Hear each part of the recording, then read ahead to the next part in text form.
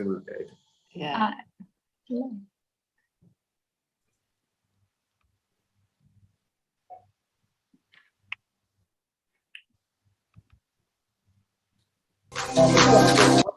Stop sharing.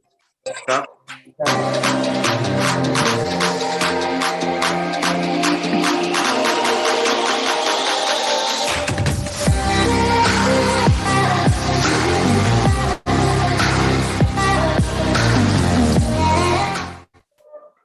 So very good. I am welcome you for the another edition of Online Anesthesia. It is sponsored by Acrola and hosted by Jeyaprakash. Today we have two interesting case discussion. One is the hydrocephalus and another is the cleft lip. So we have moderators, Professor NagaLakshmi and Dr.Sanjay, Prabhu among us, and DNB students are among us. So this session is going to be moderated by Dr.Rajesh Jeyaprakash. So I hand over with a small introduction, I hand over the session to Rajesh. Rajesh, sir, please. Yes, sir. Thank you, sir. Thank you. Good morning, one and all. Today, we have a clinical case discussion, a very interesting clinical case discussion on pediatric anesthesia. And we have two eminent pediatric anesthesiologists as examiners. The first topic is case 1, is obstructive hydrocephalus. And the second topic is cleft lip palate repair, anesthetic considerations. So the examiners are Dr. Sanjay Prabhu, who is a senior consultant pediatric anesthesiologist from Apollo Children's Hospital, Chennai. And currently he is the secretary of Indian Association of Pediatric Anesthesia, Tamil Nadu State Chapter. And he had vast experience in many fields. Actually, I myself attended many of his lectures in pain medicine. He is a fellow in pain medicine too. So yes, for past 8 years, he is practicing exclusively pediatric anesthesia. So we welcome you, sir, Sanjay Prabhu, sir. And the next examiner is Dr. NagaLakshmi, ma'am, Professor, Department of Anesthesiology from Pondicherry Institute of Medical Sciences, Pondicherry, and a very good academic. So we welcome both of you. The postgraduates who are going to present the cases are Dr. K.Nithya and Dr.S.Balaji, both of them from Meenakshi Mission Hospital, Madurai. They are doing DNB. So we will start with the session. The first session is case presentation for obstructive hydrocephalus by Dr. K.Nithya. K.Nithya, you can start. Sanjay Prabhu sir and NagaLakshmi madam, both of you can ask questions.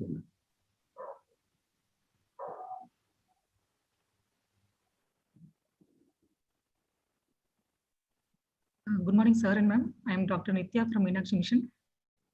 I am going to present a case of hydrocephalus. Coming to case history.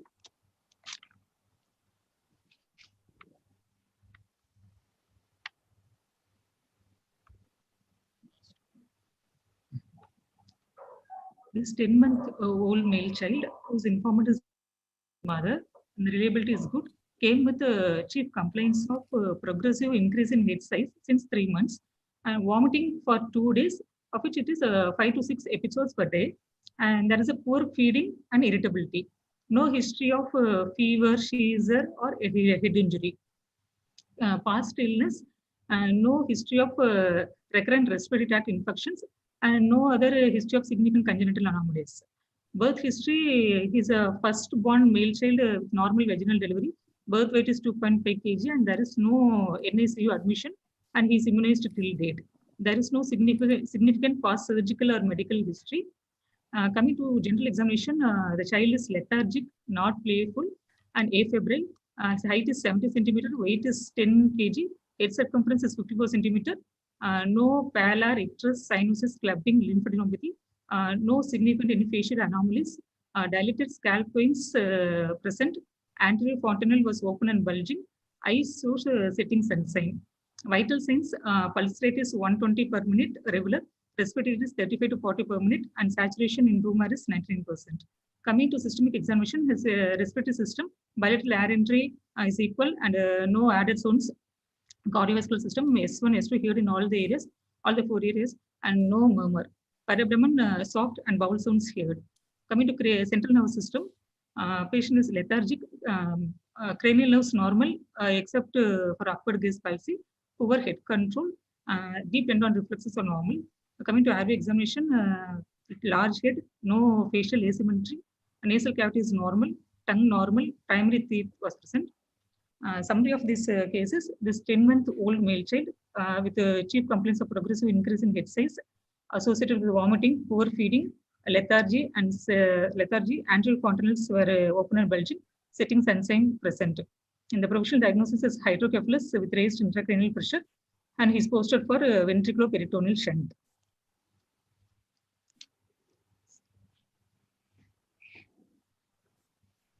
Sanjay, Prabhu sir, you can start with this.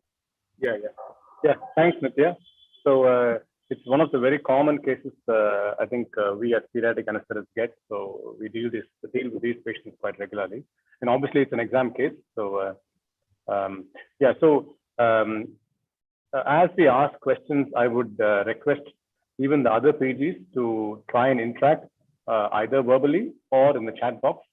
So feel free to answer the questions as per what you feel. Or if there are any questions which you want to ask, feel free to sort of type it in the chat box. And I think Rajesh might want to sort of coordinate those questions, which can be left towards the end of the session. So this is the classical case of hydrocephalus. So we just start off with some basics about hydrocephalus. Nithya, thanks for the case presentation. This is the 10-month-old child, yeah? Can you just summarize the positive findings on history, please, Nithya? Just a history positive findings. 10-month-old child, sir. Progressive head circumference for the past 3 months. Poor feeding, lethargy, and vomiting. Your voice is echoing. I'm not sure why. Dilated scalp pains present. Anterior fontanelles were full and bulging. Okay. So some basic questions about this CSF and obstructive hydrocephalus. Can you tell me the CSF pathway from where it's produced and where it's how does it circulate within the central nervous system and spinal canal, and where it finally gets absorbed? Yes. CSF is produced by epidermal cells of the brain, and it goes in one direction. Just stop for a minute. Rajesh, I think I can hear sort of two voices coming. I'm not sure why. Logged in two system, you just cut off one. Your voice is heard twice, Nithya. You're echoing, actually. I'm not sure why. Your case presentation was fine, but now I think it's echoing. I opened in only one system, sir. Yeah, now it's fine. Yeah, carry on. Yeah. So, yeah, general CSF, about CSF, the pathways and where it gets produced and absorbed. CSF is produced by ependymal cells of the ventricle, and it flows in one direction, starting from lateral ventricle through the foramen of Monro to the third ventricle, and through cerebral aqueduct to the fourth ventricle. It exits the fourth ventricle through 3 openings. One in the center is foramen of Magenti, and 2 openings on the other side is foramen of Lasca. Then it enters the subarachnoid space at the level of foramen magnum. It circulates down the spine, and then it recirculates to the surface of the brain, where it gets absorbed by the arachnoid villi. Arachnoid villi are sieve-like structures which directs the CSF into the venous sinuses to the sagittal sinus. Okay. So you mentioned the various pathways. Among this, what do you think is the commonest cause for obstructive hydrocephalus, which is congenitally produced? Congenital cerebral aqueductal stenosis is the commonest. So that's between between 2 ventricles are they, or where is the aqueduct of Sylvius? From 3rd to 4th ventricle, sir. Okay, fine. So right. Have you heard of this concept called Monro-Kelly doctrine? This is something which you will get asked in any CNS patient. Yes, sir. Yes, sir. Do you know what that is? The cranium is considered as a closed world. It is composed of brain, which occupies 80%, and CSF 10%, and blood volume 10%. It will be in a equilibrium. It will be in a constant equilibrium, sir. Okay. Okay, so if one is so increased, the other will be compromised. Yeah, okay, fine. Now, so talking about the CSF, what do you think why do we have a CSF? What are the functions of the CSF? And how much is produced per day? Do we know how much of CSF is produced per day? CSF is produced at a rate of 0.5 ml per minute. It's echoing again now. Point, okay. You've done something thoroughly. CSF is produced at a rate of 0.5 ml per minute. Okay, yeah. Yeah, go on, There is around 200 ml of CSF, of which 30 ml will be in the ventricles and the remaining will be in the subarachnoid space. Entire CSF will be recirculated every 4 hours. Okay, and why do we need CSF, Dr. Nithya? What is the function of CSF? It is a absorber. It is a shock absorber of the brain. Okay. It is an ultrafiltrated plasma. Yeah. Okay.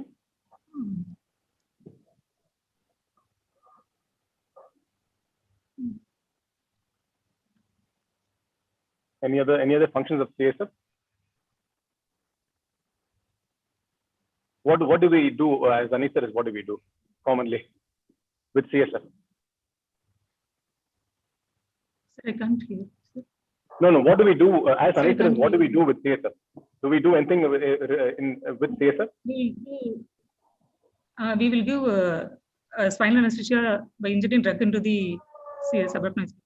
So it's used as a medium to transport drugs from one place to another place. So you've heard of chemotherapy within the spinal canal. They inject drugs into the CSF.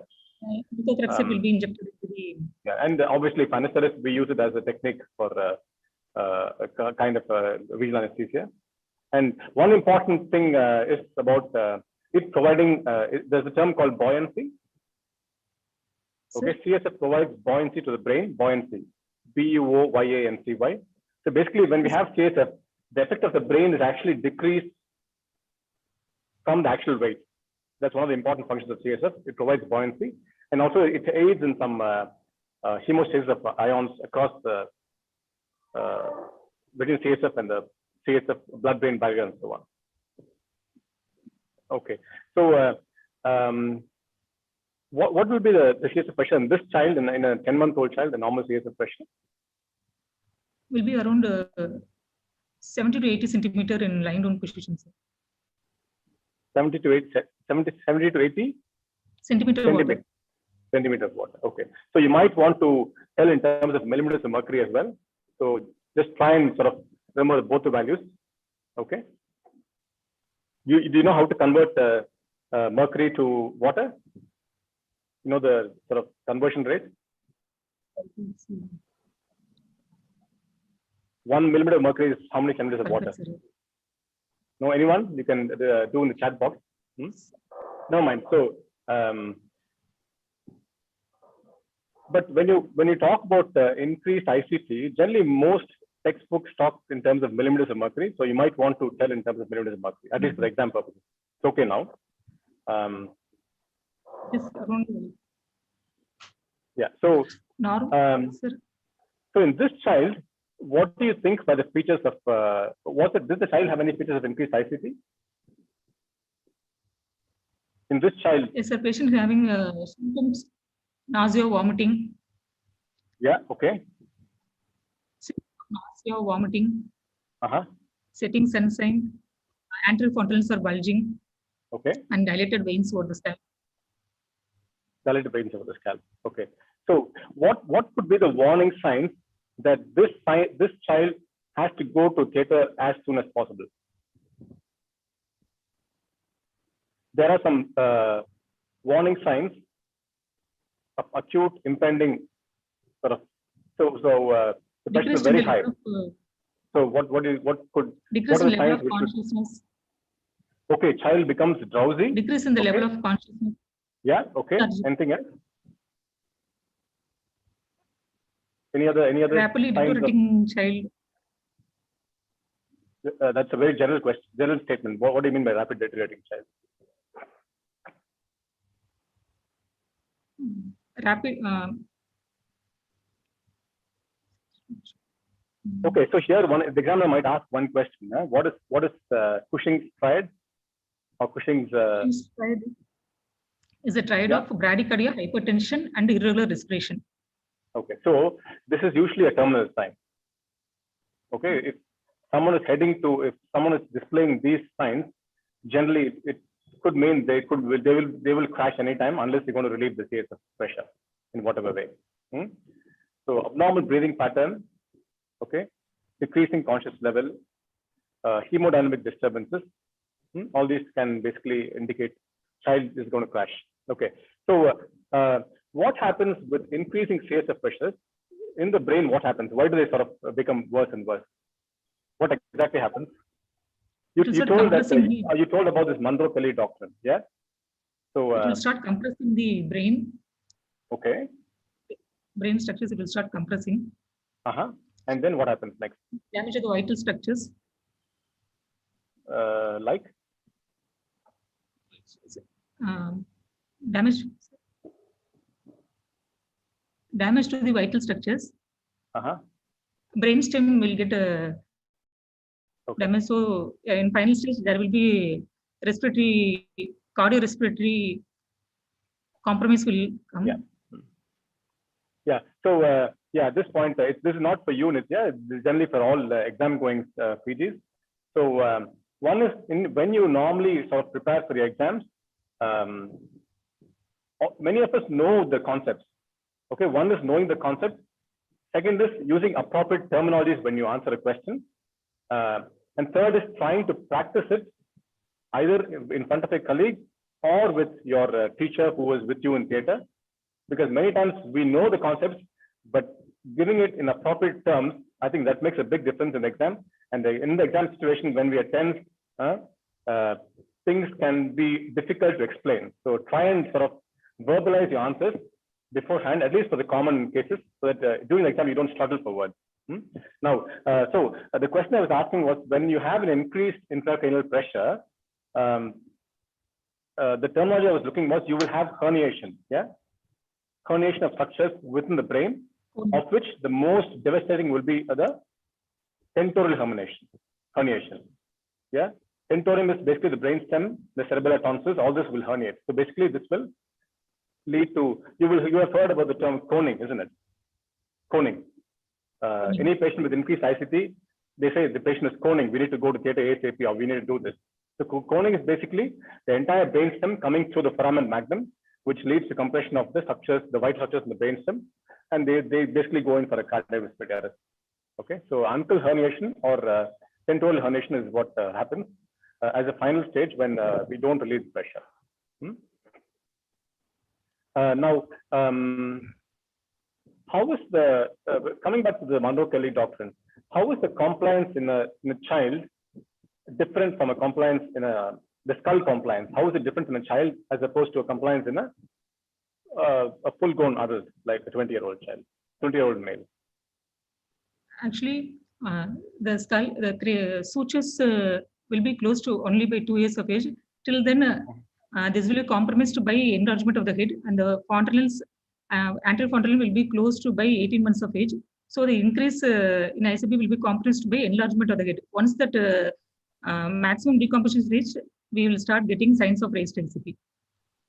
So basically, they have a more compliant skull. Yeah, they can expand because the sutures are not closed, and the fontanelle is also not closed. So, do you know what time is the fontanelle closed, Nithya? Yes, anterior fontanelle will close by 18 months. Posterior fontanelle will close by 1 or 2 months of age. Okay. So, in a clinic, sorry, you going to say something? Sutures will be closed by 2 years of age, sir. 2 years, fine. Okay. Now, so this is a general question for any pediatric age group. How is the anterior fontanelle important as a method of examination in small children? Anterior fontanelle will be used to diagnose the hydration status of the child. Yeah, excellent. So, so how do you do that? If the fontanelle is full, we can see the child is adequately hydrated. In dehydrated child, it will be shrunken. Okay. Whereas in the raised ICP, it will be bulging. Bulging, okay. And when do you examine the fontanelle? When you shouldn't be examining the fontanelle for assessment of hydration?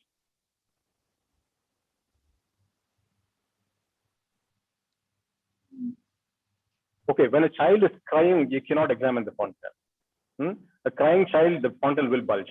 Yeah, so when they should be quiet. And what position would you examine them in the supine position or sitting position or what? For assessing dehydration. In the supine position. Supine is preferable, but again, it doesn't matter too much. But yeah, so generally they say if the skin over the fontanelle is below the dipole of the skull, usually there at least 10% dehydration is there. The skull table. So if the skin is below the skull table, the general dehydration is around 10%. So bulging fontanelle, yeah. So that's one of the fontanelle, anterior fontanelle examination is a sign of assessment of hydration. Okay. Now you told about dilated veins over the scalp, yeah. Yes, sir. So yes, sir. Is there any benefit of that one? That is a sign of a raised ACP. There is a reversal of flow that indicates the reversal of flow through the intracerebral venous sinuses due to the raised ACP. Okay, reversal of flow in the sense what from where to where? Intracerebral venous sinuses. Okay. Now, okay. So since we touched about this point, veins in the scalp, can they be used for anything in particular in children? For IV cannulation also. Okay. Which vein would you use? Any particular vein? And what's the precaution? I never used. Maybe I think maybe in the frontal areas. I'm not sure. Okay. You know where we feel for the superficial temporal artery? Superficial temporal artery. Yeah, we feel sort of over the temple or anterior to the ear. See, that's one technique which anesthetists in the earlier age, when I was training, I trained almost 20-25 years ago. Okay, when we hold a mask, we are supposed to hold the little finger over the superficial temporal artery so that we can feel the patient's pulse as we induce them. I don't think nowadays anesthetists do, but I still do them actually. So yeah, so the superficial temporal artery is accompanied by the superficial temporal vein. So that's the commonest way which is used for scalp cannulation in a small child, providing you don't get access anywhere else. The only precaution when you take a scalp vein for cannulation, as I said, the artery and vein run very close together. So you could potentially cannulate an artery, so you just have to be careful about it. That's a precaution when you do a scalp vein cannulation. Okay, so what kind of hydrocephalus has this patient got? Obstructive hydrocephalus. Okay, and what do you mean by that? There may be obstruction to the flow of CSF in their pathway. Okay. And what is other kind of hydrocephalus we can encounter? Non-communicating communicating hydrocephalus or non-obstructive hydrocephalus. Okay. So what do you mean by communicating hydrocephalus? Communicating hydrocephalus, this is usually due to the defect problem with the resorption of the CSF at the arachnoid villi. The main causes may be due to intraventricular hemorrhage. The blood products proteins will go and obstruct the absorption at the arachnoid villi. Okay. And so problem will be in the resorption of CSF. Okay. So either it could be overproduction of CSF or decreased absorption of CSF.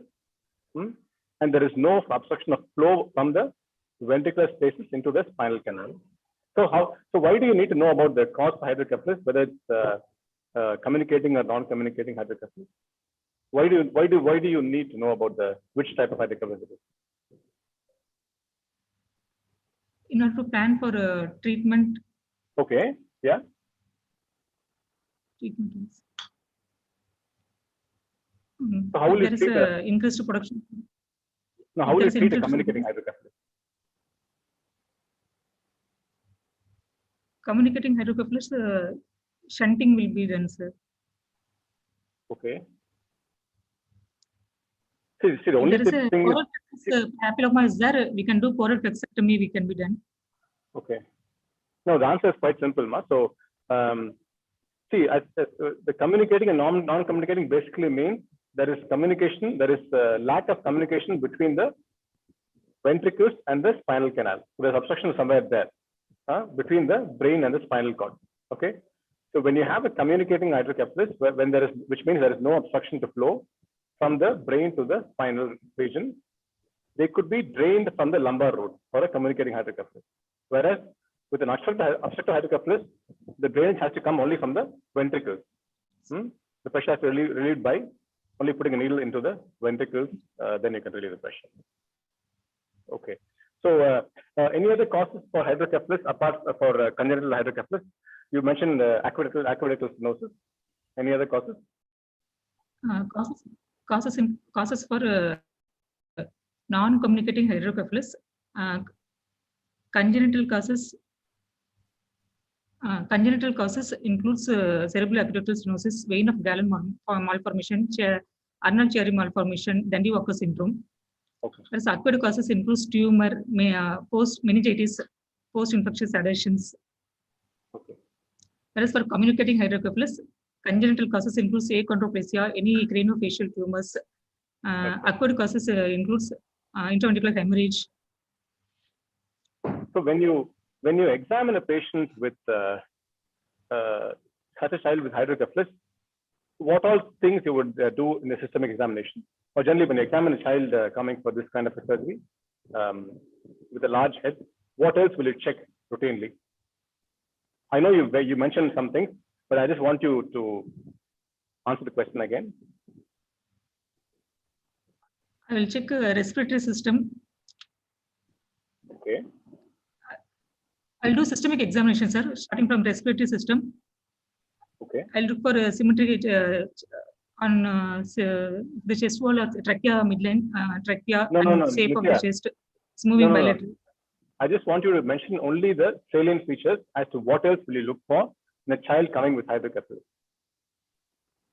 Any other things you will look for? Sir, I'll look for signs of dehydration. Okay. Okay. Child. So you would look for consequences of this hydrocephalus having on the patient. Okay. So one is the dehydration. Okay. Anything else?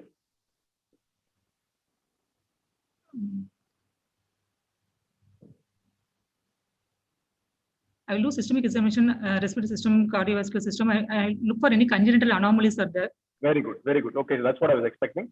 So any child with one congenital abnormality, you always look for one more abnormality, which could be there, which may not be there. Okay. So in a hydrocephalus child, what all will you expect? Additional abnormalities in a hydrocephalus child. Child may have cardiac anomalies.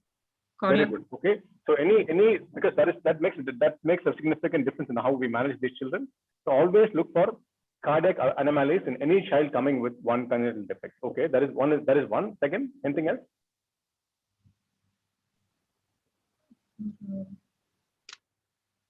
Can this particular CNS abnormality be associated with any other CNS abnormality? So symptoms, ulnar cherry malformations will be the Dandy-Walker syndromes. Yeah. Okay. See, one of the important things is they could have some kind of a spinal dysraphism. So they could have an occipital meningomyelocele or a lumbar meningomyelocele. Okay. So you always look for these defects along with the hydrocephalus. See, Dandy-Walker, Anaesthesia, we cannot make out externally. Externally, you may not have enough features to diagnose them, but certainly lumbar and occipital meningomyelocele, they're quite obvious. So cardiac abnormalities, spinal abnormalities, and yeah, anything else you would look for?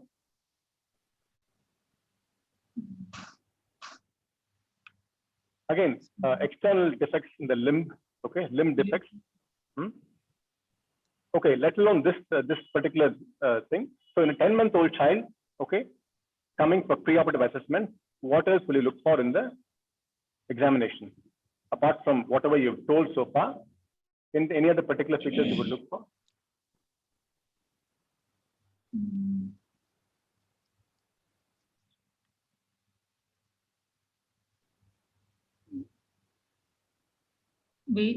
Veins, I have to look for. Excellent. Okay, I was specifically looking for that particular point. Yeah. So pediatric patients, they can be a challenge for venous cannulation. So always specifically look for veins beforehand so that you're not surprised when you bring them to theater.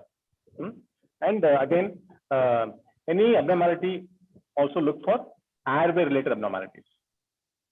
Airway related. They could have a difficult intubation for whatever reason. They could have an associated cleft lip palate.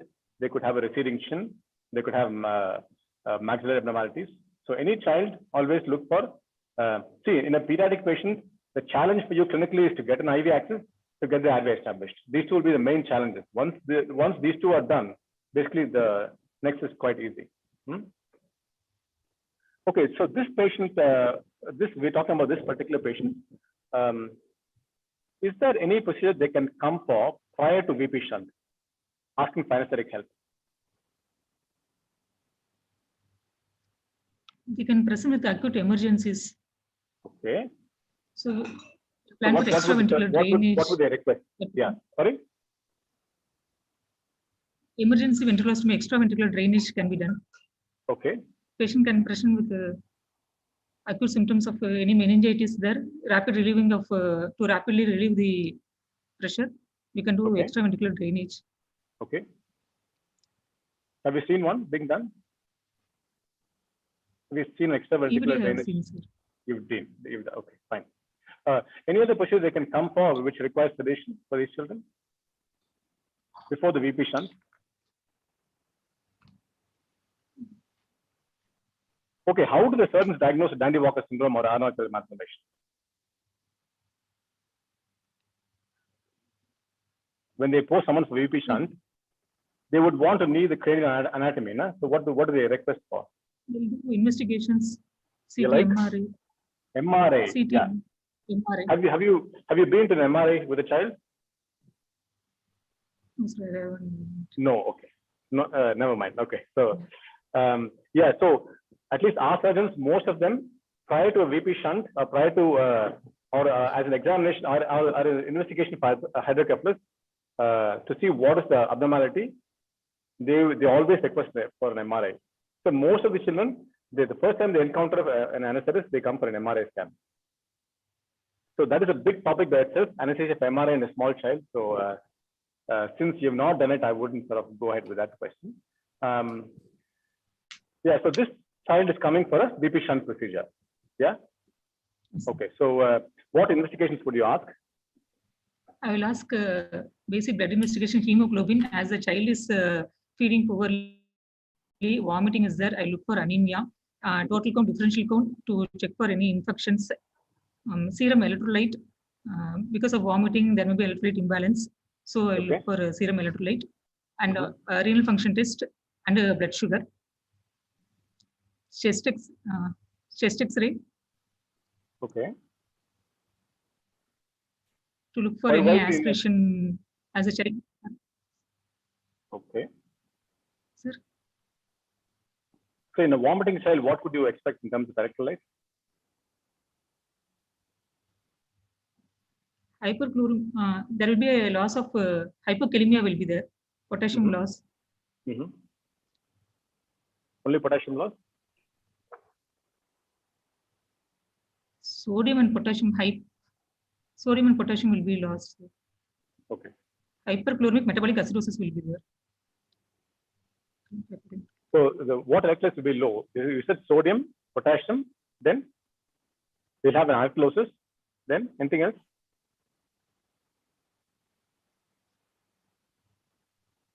Stomach has got what? What does stomach contain?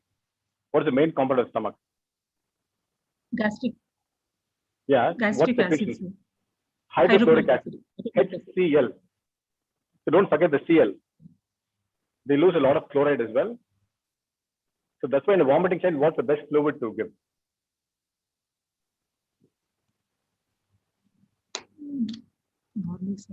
Normal. In a child with vomiting, what is the best? Normal saline is usually recommended. And you need to supplement it with potassium because they also lose a lot of potassium. Okay, so this patient is coming for so you've sent the investigations. Okay. Anything else preoperatively? Tomorrow child is History posted system. surgery. Yeah. So you've taken the history, you've done the examination, you've sent for investigations. Anything else? I'll I'll order blood grouping and everything. I'll make reserve blood. Would you reserve blood for a VP shunt? Do you normally reserve? For emergency, if there is some. Generally, we don't. Okay, VP shunt. I don't think we ever seen a bleeding from a VP shunt. Okay, so. NPO status of the. Do you do it in your hospital with blood reservation? No, sir. No. Okay. So don't tell things which you don't do it. Okay. Yeah, you're telling something. NBM order. Oral status. Okay. So what will you tell the parent? If for clear fluids, 2 hours fasting is needed, and for breast milk, 4 hours fasting, and for cow's milk and formula feed, 6 hours fasting is needed. Okay. And what do you mean by clear fluid? Clear fluid is a fluid which we can see through. That includes water, tender coconut, and juices without pulp. Okay.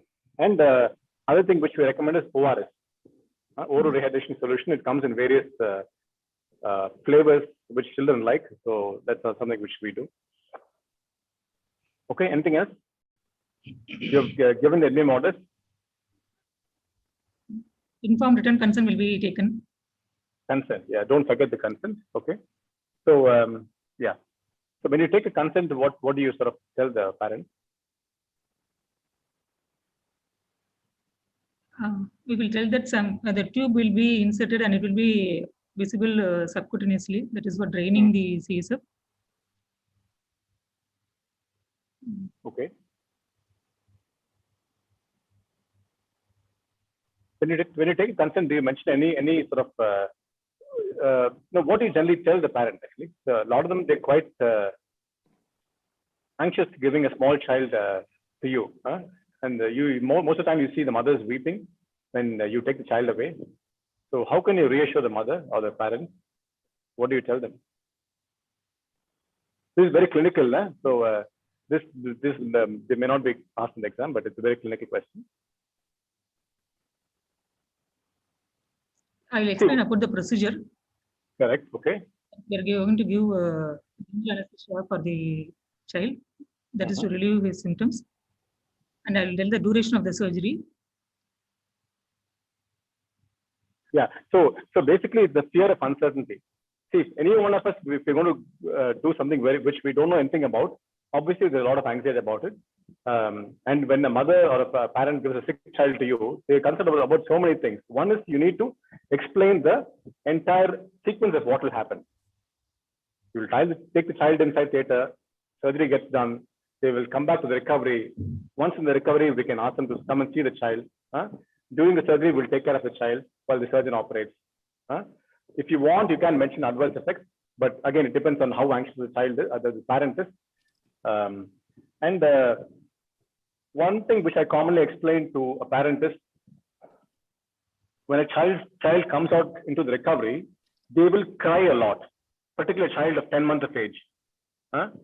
So the child might cry much more than what the parent has seen. And so you just tell the parent beforehand the child will cry.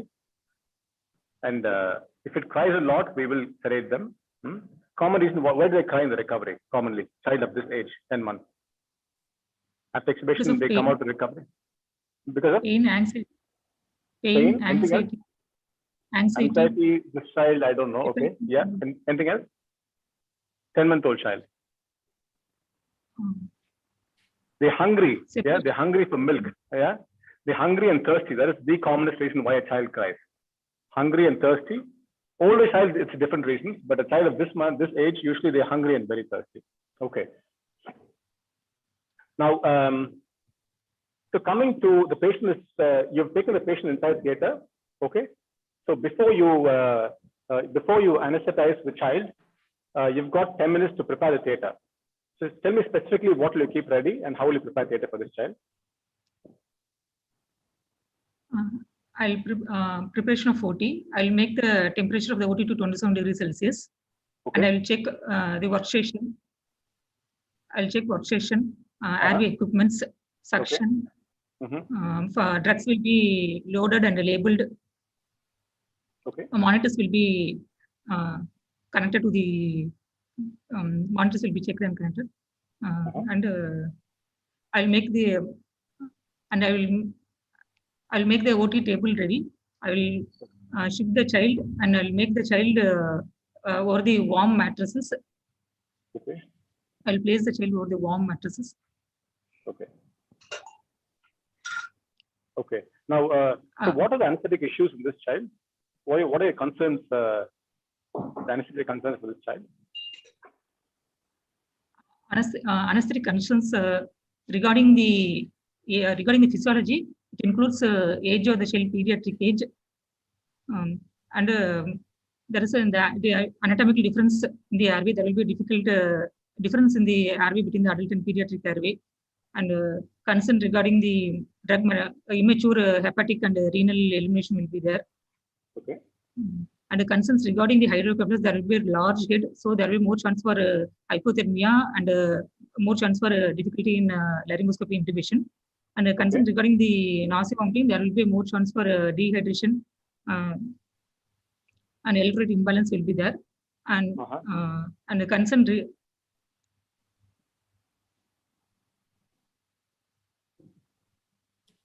Okay. Now, so okay, that's fine. So, how would you prepare for a difficult airway for this child? You said the child has got a large head. So how are we going to tackle it? Adequate positioning is important for this child. Adequate positioning is important for the child. I'll make the body of the child to be lie over the folded pillow. Okay. I'll make the body of the child to be lie over the folded pillow, so that this will reduce the neck flexion, and the head will be wobbling. So I'll make the child head to place over the downnet without any extension, so that will prevent wobbling during laryngoscopy and intubation. Okay. So how do you know if the position you have set is correct, ideal? Is there any particular thing you look for after you've done this placement of a roll under the shoulders, putting a head ring? How do you know that you're in the correct, ideal position, optimal position for intubation? What do you look for? There should not be any overextension. Okay. Any other common thing which we look for to make sure that the child is correctly positioned? This applies to even adult patients having anesthesia. So what do we look for? If someone asks you what will be the ideal position for intubation, what will you say? Sleeping position for others.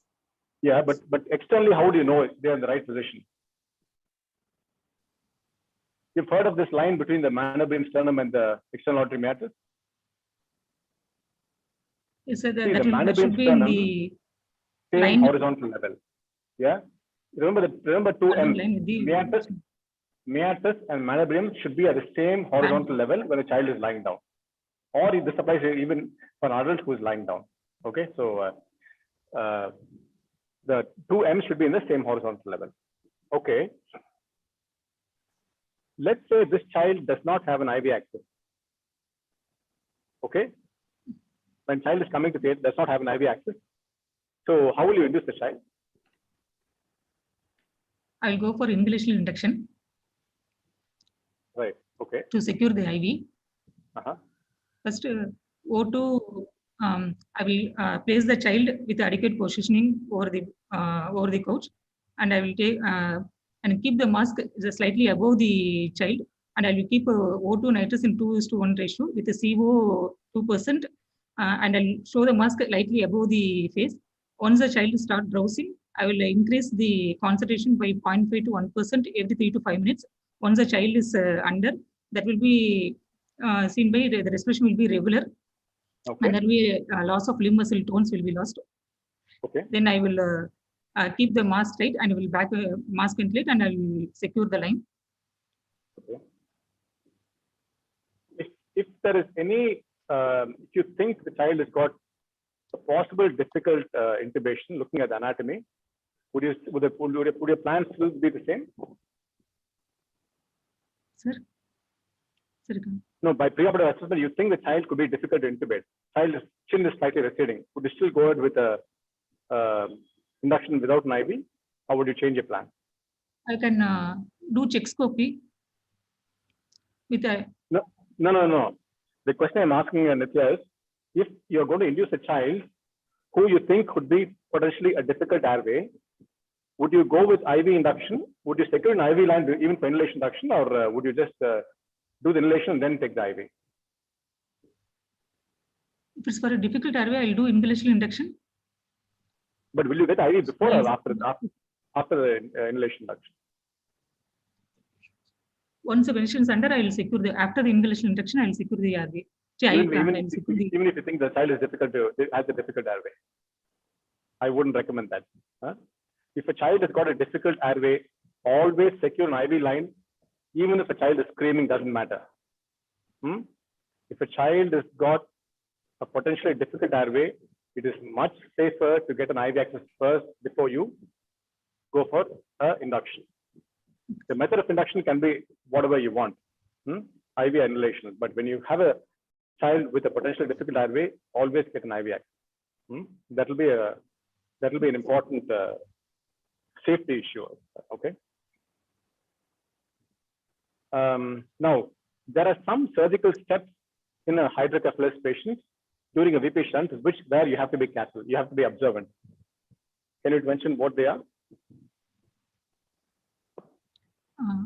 There will be some hemodynamic hemodynamic fluctuation will be there during skin incision, during tunneling,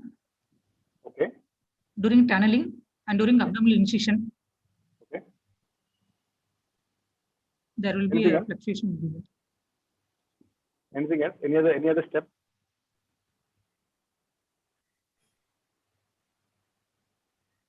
During placing scalp incision and placing the proximal end of the catheter and draining the CSF, there may be a chance of sudden hypotension will be there. Why do you think that can happen? Sudden release of CSF leads to hypotension. Okay. Have you seen a bradycardia? So bradycardia will be there. See, one is release of CSF pressure. Any other point?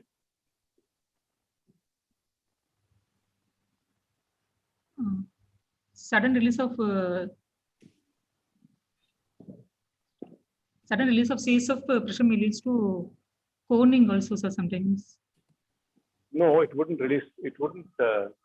Coning will not happen. No? It'll be the other way around. See, the brainstem which is compressed against the foramen magnum, the moment they release pressure, the entire brainstem will move up. Okay, that also can cause perturbations in the blood pressure or heart rate. So some people can develop bradycardia, tachycardia, tachyarrhythmias, or hypotension. When they drain a lot of CSF, can that cause hypotension because of the volume loss? Because of No, because of the volume of the CSF. If they drain suddenly, if they drain 50 ml, can that produce a hypotension?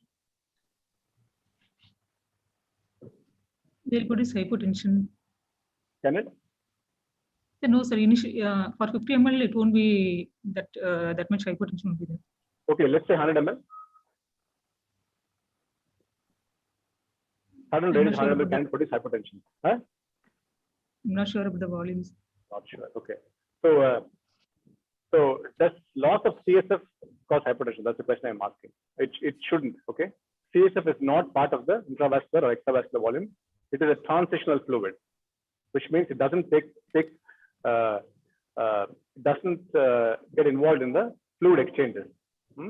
Sudden loss of CSF does not cause hypotension. Now, the surgeon is asking how much local anesthetic can I use for scalp infiltration for this child? And what will you say? 0.25% bupivacaine. How much does the child weigh? 0.25% bupivacaine, 0.52. How much does the child weigh? 10 kg. 10 kilos. Okay. Yeah, 10 kg. Okay. How much will you give? 0.25% to 0.5 to 0.75 ml per kilogram body. So it will be around 5. Will be around 5 ml. Is there any particular blocks you can give for this child? Yes, sir. They'll usually do perito-occipital burr hole. They'll do.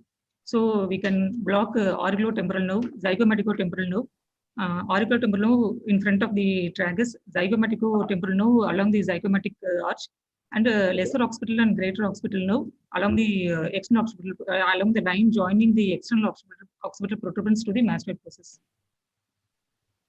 Okay. So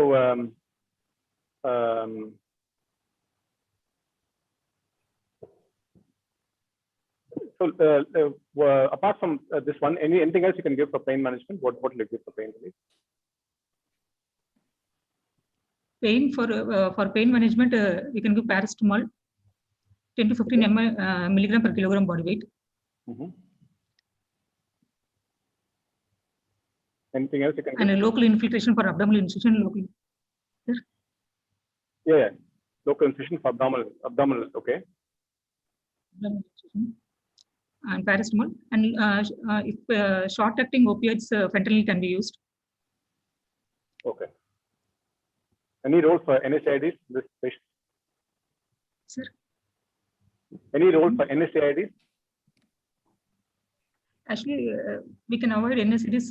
NSAIDs can be given, sir. It should be okay. What will you give and how much will you give?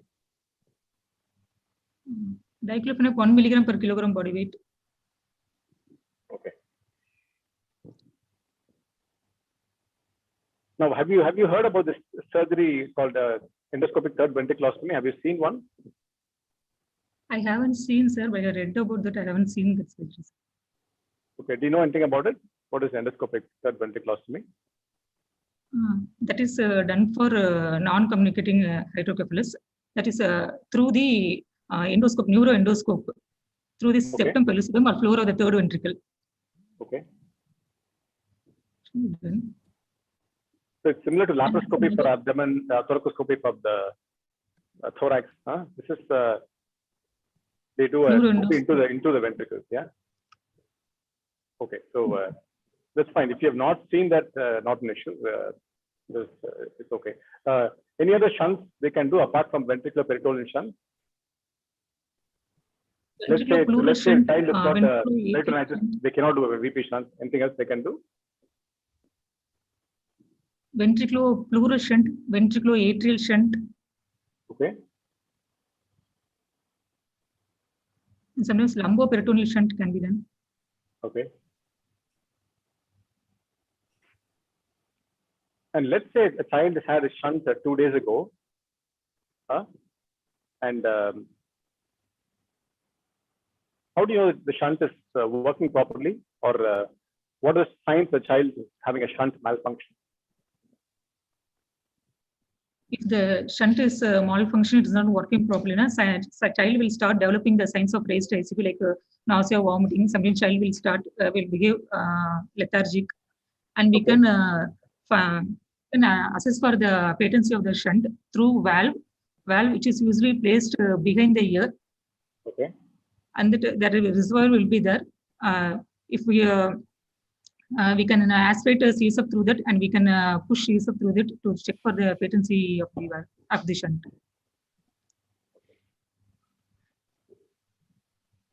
Fine. Okay. So, any precautions at extubation for this child? The surgery is over. So smooth emergence should be there. Okay. We have to go for smooth emergence not to prevent the rise in ICP. We should not allow the child to cry post extubation also. So we need a smooth emergence. Okay. And how will you do that? After adequate. What is the commonest adverse effect which occurs at extubation in a child of this age group? A child may go for spasm. Okay. So if you want to prevent laryngospasm, and at the same time you want a child which does not cough or comes out very smoothly, what can you do? Just tell me one maneuver you can, or something you can do to prevent both complications. We can give jaw thrust. No, you're wanting a smooth emergence, no? You want a child who does not want to be coughing too much, but at the same time, you don't want laryngospasm. So what can you do to prevent this? We can extubate the child in deeper plane, and we can mask ventilate till the child is spontaneously breathing. Okay. So tell me one contraindication for a deep extubation in a child, in a small child, or anyone for that matter. Any difficult airway? Okay, the child has got a difficult mask ventilation. Difficult airway, it's a combination of many things. It could be difficult mask ventilation, difficult laryngoscopy, difficult intubation, difficult SDA placement, difficult tracheostomy, difficult fauna. Yeah. So if a child has got a difficult mask ventilation at induction, you don't do a deep extubation. Otherwise, you're going to be struggling trying to ventilate the child, isn't it? See, one common thing which can be done to make sure a child comes out smoothly without crying, coughing, but at the same time you're trying to avoid laryngospasm, you can give 0.5 to 1 ml per kg of propofol few minutes before extubation. Generally, they come out with a smooth emergence. And this also has been shown to prevent laryngospasm. Okay. So I think we are sort of, we'll stop here. And if there are any burning questions from any of the other postgraduates or from you, Nithya, feel free to ask and we can discuss. I think we've got only 4-5 minutes before we start the next case. So one thing to add. I have one thing to add. Yeah. Yes, you spoke about pre-oxygenation use of nitrous while using inducing with inhalational agent, right? When do you pre-oxygenate the child? See, inhalational induction comes with its own problems. The child can resist the mask and all those things, right? And pre-oxygenation can be really difficult. I wouldn't suggest use of nitrous oxide during inhalational induction for a child, because it's going to the child is going to further desaturate. And as Sir said, it's always safer to have an intravenous access in case of a difficult airway, or even in a normal child. It's always better to have an intravenous access. You can always place it on the bedside with the parents by the side, comforting the child. That would be a better option. But rare situations, yes, we can have an inhalation induction, but that should be smooth and the child shouldn't be frightened.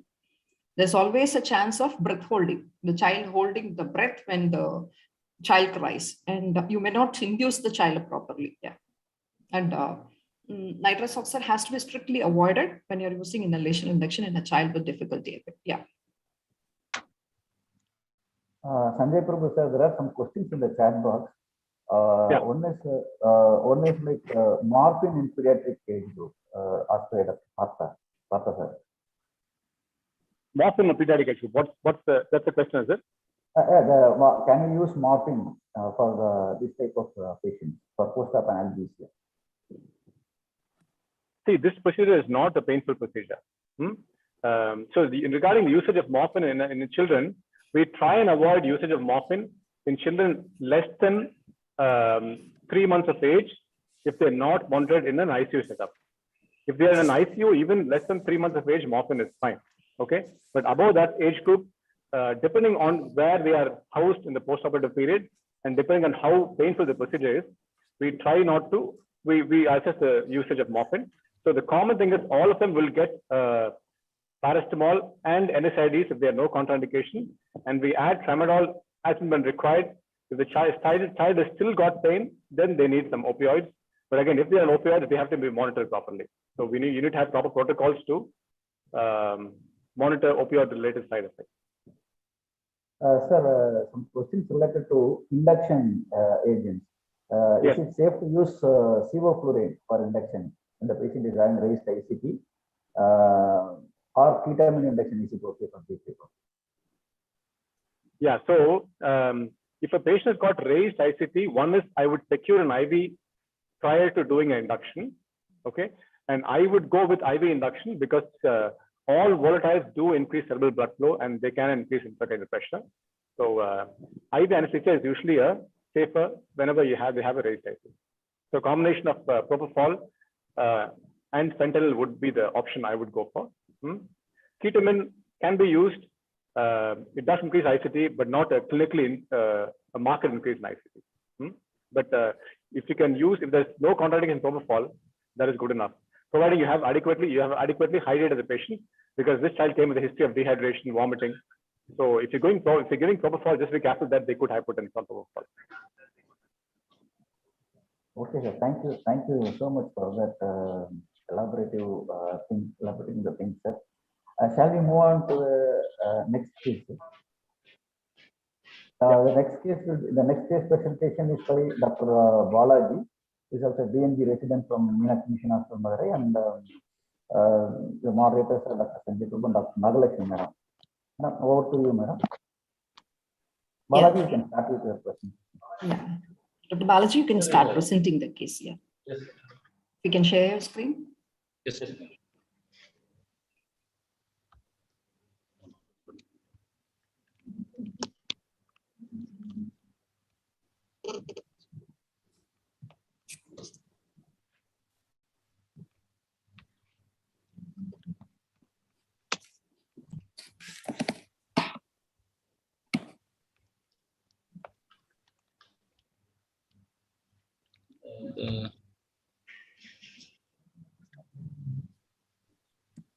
Good morning, ma'am. There's a problem over here sharing.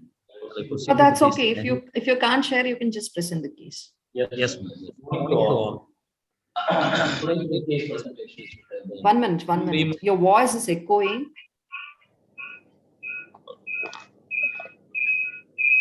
I think both of you are in the same room. One can be muted. Yeah, one can be muted.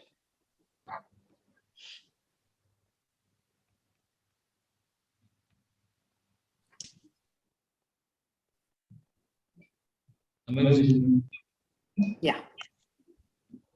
Good morning to all. Today my case presentation is regarding a 3 months old child. It's a baby of Slata. Balaji, yours is echoing more. Sir.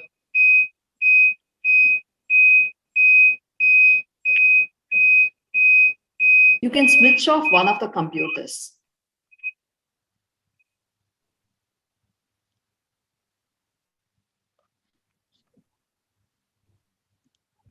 Yes, ma'am. Yeah. 3 months old child is a baby of Mrs. Lata, who hails from Madurai, was brought to her hospital by her mother, who is a reliable informant, who came with the complaints of abnormality in lip since birth, and there is a difficulty with feeding and sucking along the baby. And yes, you can. History of the present illness, according to the history given by the mother, there's an abnormality seen in the lip since birth, and when she tried for her feeding, she observed there is a difficulty in sucking from the baby's mouth. Apart from the no history of recurrent upper respiratory tract infections or lower respiratory tract infections, no history of any chronic cough or fever. The past history, no history of any associated congenital heart diseases, no history of recurrent wheezing or no history of any seizure disorder. And personal history, the milestones achieved normally within time limits, her sleep was adequate and her bowel and bladder was regular. Then obstetric history, antenatal, it is recorded no significant maternal illness during the pregnancy. And in the natal history, it's a lower segment cesarean segment delivered baby. The indication is oligohydramnios. And the baby cried well after the birth. There's no history of any breathing difficulty immediately the birth. The immunization was done up to the age. Then general history, the child was conscious, active, afebrile, temperature of 98°F, weight of 5 kgs. The pulse rate was 134 per minute regular. The BP was 90/60 millimeters of mercury. That was recorded on the right arm supine position. The respiratory rate was 30 per minute. On local examination, there was a cleft lip on the left side, and the oral examination with palpation, there is a little finger, there was a cleft palate too. The cardiovascular system, S1, S2 was heard, no murmur. Respiratory system, bilateral air entry was equal, no added sounds. Per abdomen, it was soft, bowel sounds heard, and central system activity was good. And my provisional diagnosis is this 3 months old child with a history of abnormality in lip since birth, with a difficulty in feeding and sucking, with the clinical findings of cleft lip and palate, probably a case of left-sided complete cleft lip and palate, not associated with other congenital anomalies. Thank you. Okay, that's a very good complete diagnosis. You seem to have got a case of 3 months old child with an isolated cleft lip and palate with no other congenital anomalies, right? Suppose if this child has been referred to you and the child comes to the PSC, what do? How do you assess the child? Initially, I will go for the Close your clinical. screen. I can close your screen. Okay.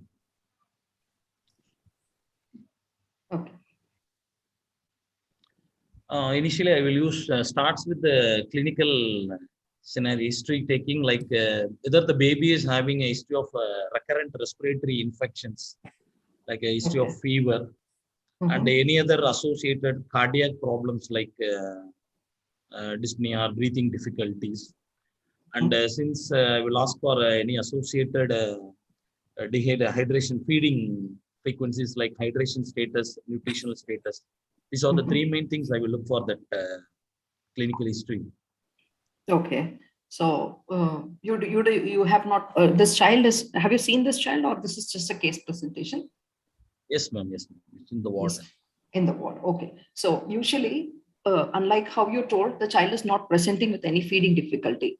Most commonly, a cleft lip and cleft palate children, they will present with feeding difficulties. Why? Why is that very common?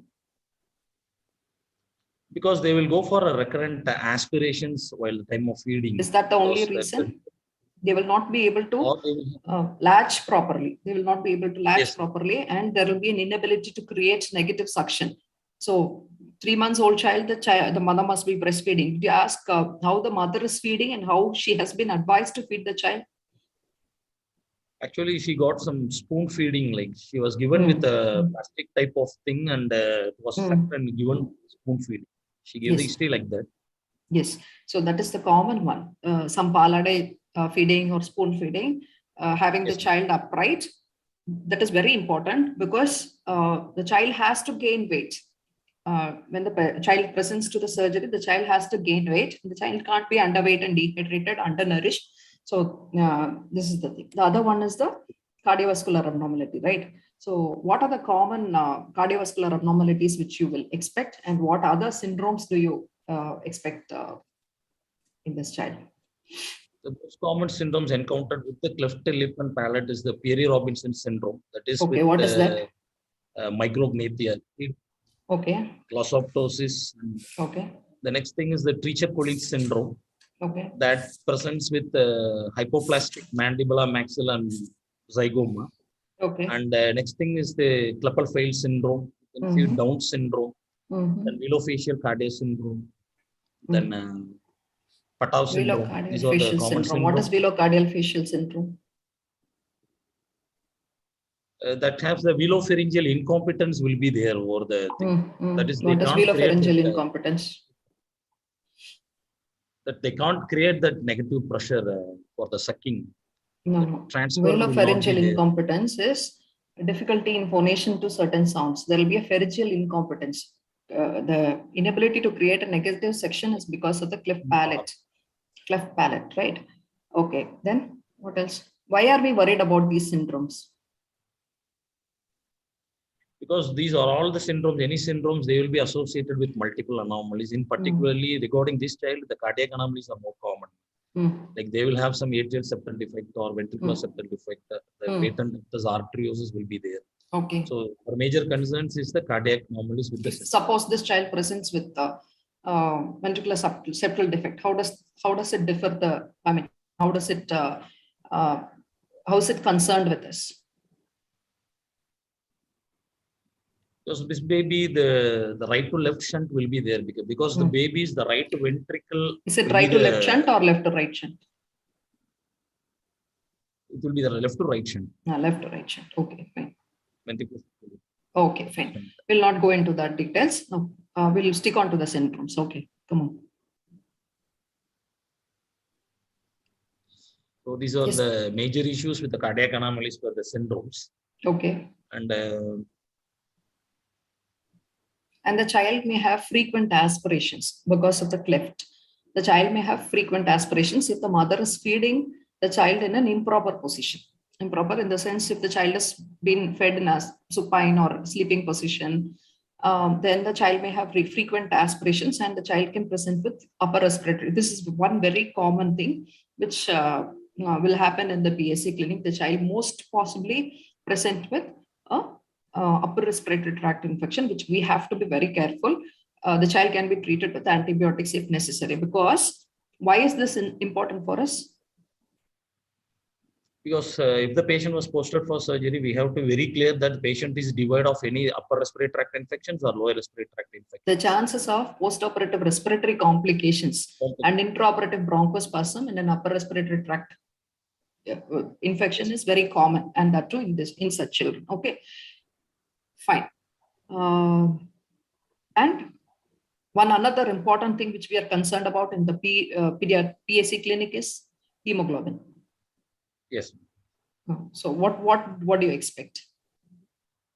Because this is an if the surgery is good, the blood loss is a major concern for this kind of babies. Okay. We have to look for the baseline hemoglobin so that we can make a blood grouping cross matching and we can arrange the blood products for the surgery. Also, the child will have nutritional deficiencies. The child can have nutritional deficiencies like anemia. The child will normally present with what is a normal hemoglobin you expect in a child of this age group?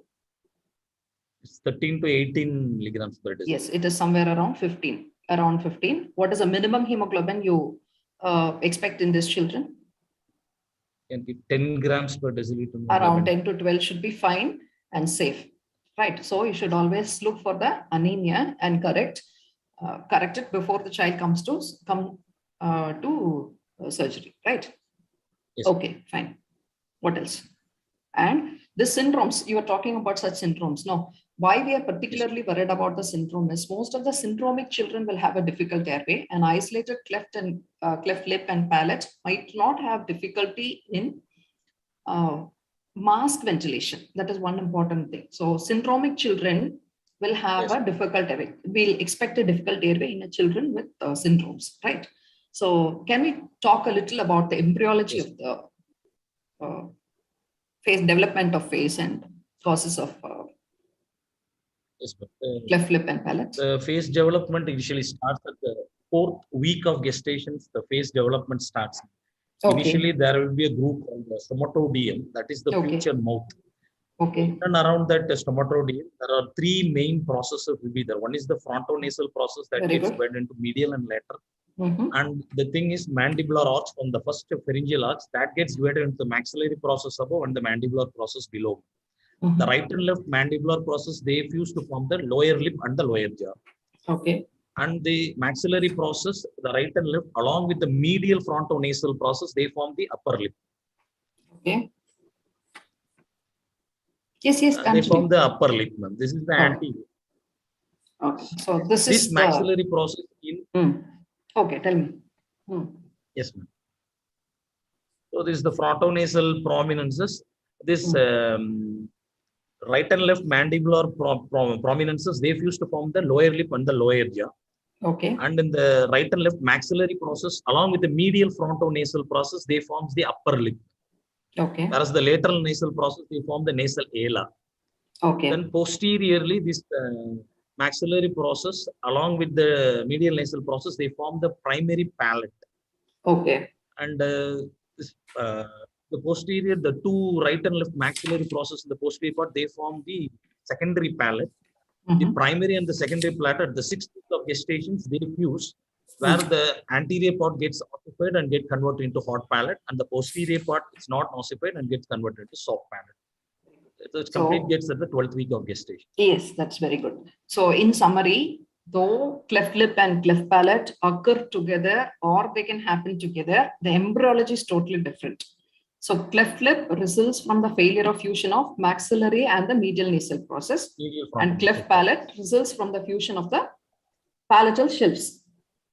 From the maxillary process. So this is the brief embryology. And is there any classification which we can go out just for the completion's sake? That's a VO classifications for the cleft palate. Yes, very So good. the class 1 people, they have the defect only in the soft palate. Class 2 people, they will have the defect along the soft palate and the hard palate up to the incisive foramen. Yes. Then group 3, they have the complete unilateral, there is a soft palate, hard palate up to the alveolar ridge. Alveolar ridge, right. E is the complete bilateral. Okay. Is there any other classification? There are some other classification also. So there is Davies and Ritchie classification. This is all for the completion sake. I'm just putting it up. And then the views classification, as you have told, there is something called Kernahan's and star classification. So where they number it, and this is for the ease of the surgeons, right? There is another plastic surgeons classification where they divide into anterior palate and posteralveolar clefts, right? So this is about the classification. Okay. Now, what is the ideal timing of closure of the cleft lip and cleft palate, and what is the aim of closure? So why do we have to close it? Cleft lip, the ideal time was 3 months, because we have to promote the sucking, maintain that nutrition and hydration. We have to maintain that. And for cleft palate, it is 6 to 9 months, because the baby has to get the speech development. Some social contact will be there. Social contact has to be there for their milestone development. So these are the ideal time for the repair. And that's one rule called Kinless rule of 10 for the cleft lip and palate. Okay. Cleft lip, it shows a weight of 10 pounds and a week, age of 10 weeks, and hemoglobin of 10 grams per deciliter, and a total count of less than 10,000. Okay. For the cleft palate, is the age of 10 months, a weight of 10 kg, and again the hemoglobin of 10 grams per deciliter, and total count of less than 10,000. This is the Kinless rule of 10. So cleft palate repair is usually 2 stage. Now they do it as a single stage around 10 months of age, but it's usually a 2-stage procedure where the soft palate closure and the cleft lip will be closed together in the first 3 months of age, and then later by around 12 to 15 months of age, they'll close the palate. And these children might come later in the teens for a mid-phase advancement, because it damages the growth plates. So the incision damages the growth plates, and the children come later in the teens for mid-phase advancements. Okay, so that also has to be there.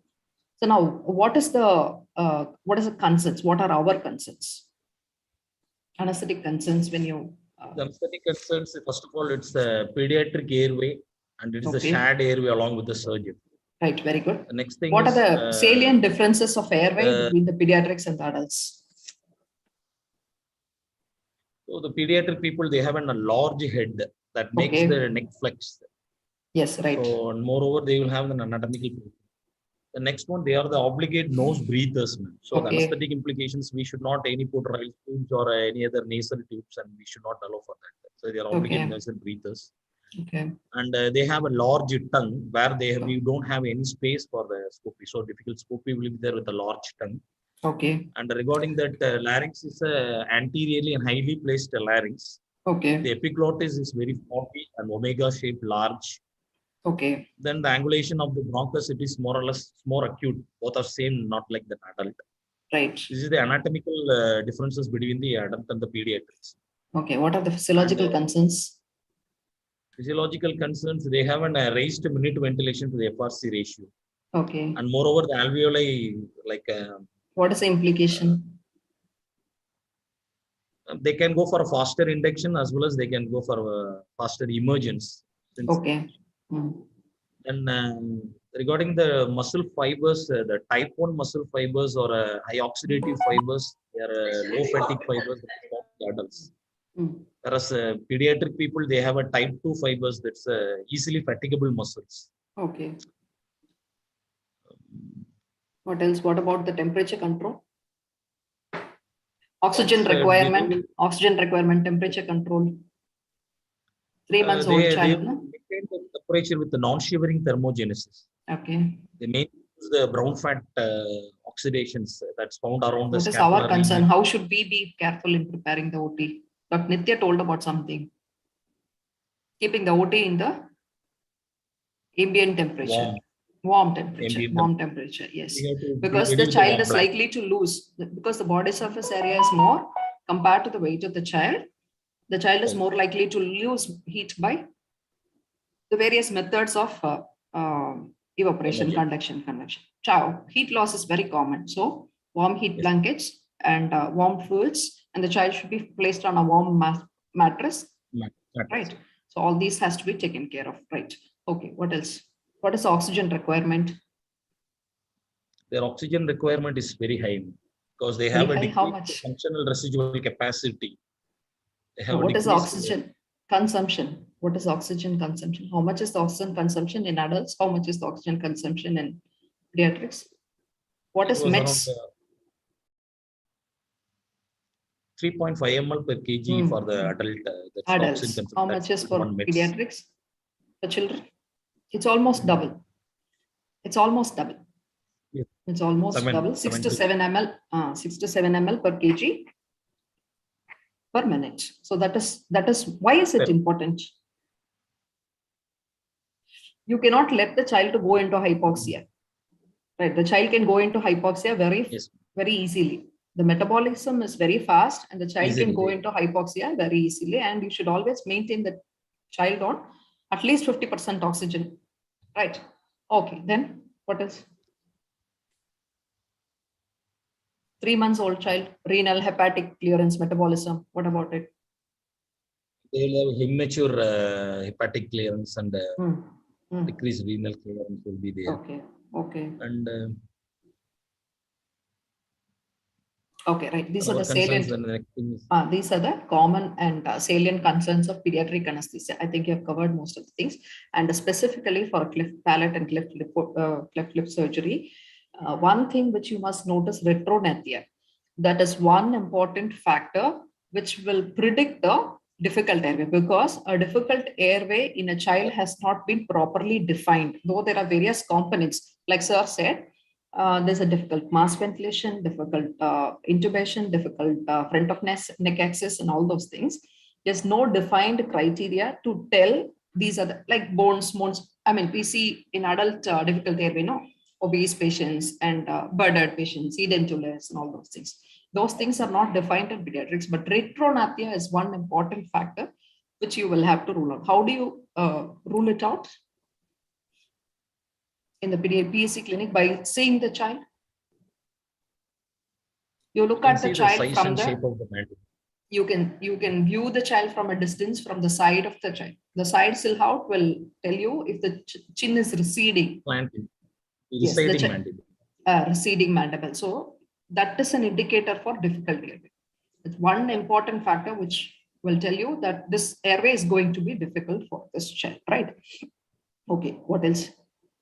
So now the child comes into the theater. What are the monitors which you'll think of? How do you prepare the OT? So the basic monitors are what is the weight of the child? 5 kg. 5 kg. 5 kg. Is the child adequate for age? 3 months. I think. Yes. What is the weight calculation? Age into you must 2 know plus this. 9. You must know this actually. Age into 2 plus 9. Age plus 9 by 2. So a rough calculation is the child doubles its birth weight by 2 at 5 months of age. Right. What is the birth weight of this child? It's around 2.6 kg. Around 2.5 kgs. The child should be weighing around 5 kgs by 5 months of age. The child looks adequate for birth. Like, yes. Okay, fine. So now how do you prepare the child? Oh, first I will, on arriving to the theater, I will make sure that the nipple status are adequate with the baby. What is, how much, how do you ensure that? For the what clear orders, liquids, what orders, yes. Yeah, for the clear liquids, the baby can be allowed 2 hours before the surgery. Okay. And for the breast milk, it is 4 hours before the surgery. And for the formula milk or any other... the child is 3 months. The child has to be fed only on breast milk, right? Only breast milk feeding will be there for this child because the child is 3 months of age, right? So what orders will you give? That can be allowed 4 hours. 4 hours. 4 hours. I will right? ask the child will be crying. Mother as well as the Yes. Yes. Tell me, you're telling something. Hello? Yeah, 4 hours before the surgery. 4 hours before the surgery. Okay. What other orders will you give? How do you hydrate the child? What is the other problem of dehydration in the child? Difficult IV access. In a dehydrated child, it will be. Yes. In a dehydrated child, the child will be dehydrated, so that the IV access will be very difficult, right? So, okay. And what are the pre-medication orders? If the child is 8 months of age, the child is coming for a cleft palate surgery, what other pre-medication will you give? I'll start with the injection atropine 0.01 mg per kg IV if they have IV access. Okay. You don't use glycopyrrolate? And I will here we use in institution, we use atropine. Atropine. Okay, fine. We can give glycol. Glycol of 0.01 mg per kg. See, because atropine will cause an increase in the heart rate, right? So already the child will have a heart rate of 120, 130, and the atropine will further increase the heart rate. Glycopyrrolate will be a better option if you want it as only as an anti-sialogog, right? What else? Yes. I will say I will give some anxiolytic like injection, midazolam 0.01 mg per kg IV. Injection as a pre-medication? If the baby is having IV access, I will go for injection midazolam, or I can give some oral midazolam of 0.05. Okay, how much? 0.5 mg. 0.5 mg. Will the child have it? No, it's very bitter. It's very bitter. Yeah. It's very bitter. So oral midazolam mixed with some 25% dextrose can be given half an hour before the procedure to calm the child. Right. Okay. Yes. Then intranasal dexmedetomidine has been advocated. That can also be given. I have not used intranasal dexmedetomidine, but it has been advocated. For theory purposes, you can always tell. So what is the problem of pre-medication in this child? It may get some respiratory, some apnea, like we'll go for sedations or. Yeah. So there is a problem of airway obstruction in a syndromic child. Unless you get hold of the airway, you're not supposed to give pre-medication, sedative pre-medication. The sedation must be weighed against the benefit and risk, and it should be given. If given, it should be given in a controlled setting. Right. In a 10-month-old child, the child will have a suppression anxiety from the mother. And if the child is crying a lot, if you want a calm child, why do you need a calm child inside the theater? Coughing child. You're going to sedate the child and you have to paralyze the child up while putting tube, no?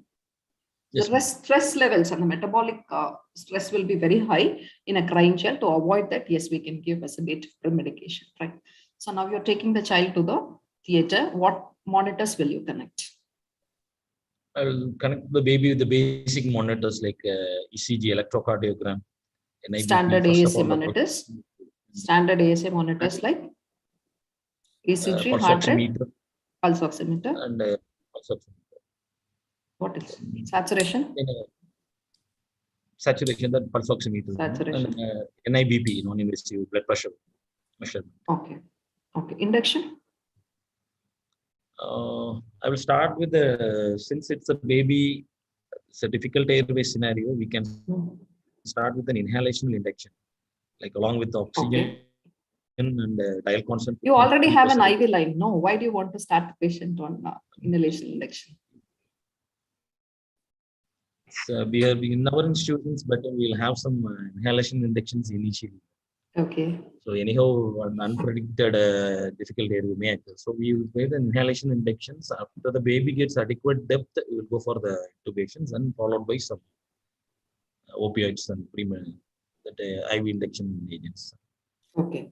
So induce the child with inhalational agent. What is the sequence of inhalational induction? So after arriving to the baby, after seeing the baseline monitors and the vitals, if the baby can go with 5 liters of O2 and 3% dial concentration of we can go up to 6%. Okay. With or without nitrous? Make the baby sedate and we with or without nitrous? What is the target endpoint? No, I will give no nitrous. No nitrous. Okay, very good. What is the target of pre-oxygenation? target point, endpoint of pre-oxygenation? It's 3 minutes of and the baby completely. See, target will endpoint not, is something which you can see on the screen, right? What is the target endpoint of pre-oxygenation? the patient Have you heard goes about apnea, that end-tidal we may oxygen be, concentration? Somebody is prompting in the chat. It is not FiO2, it is end-tidal oxygen in the screen. You can see it in the screen. End-tidal oxygen of more than 90 should be the endpoint of pre-oxygenation, right? So you induce the child, and then what do you do? After inducing, I will go for an gentle scopy. I'll put the laryngoscopy and look for the airway. Neuromuscular blockers, you don't want to give neuromuscular blockers.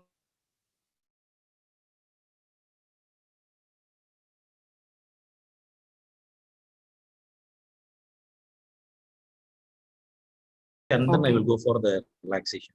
Very good. Okay. So I will make use of the ring adhere Elvin tube, that is a south pole facing tube. Okay. I'll make use of that vocal cord. And so now you're putting the scopy, and the scope slips into you said about the left cleft, right? There's a left cleft. Yes, ma'am.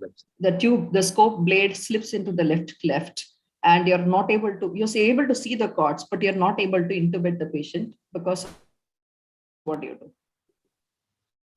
I'll go for some retromolar type of intubations. I will go to the deep right end of that is para.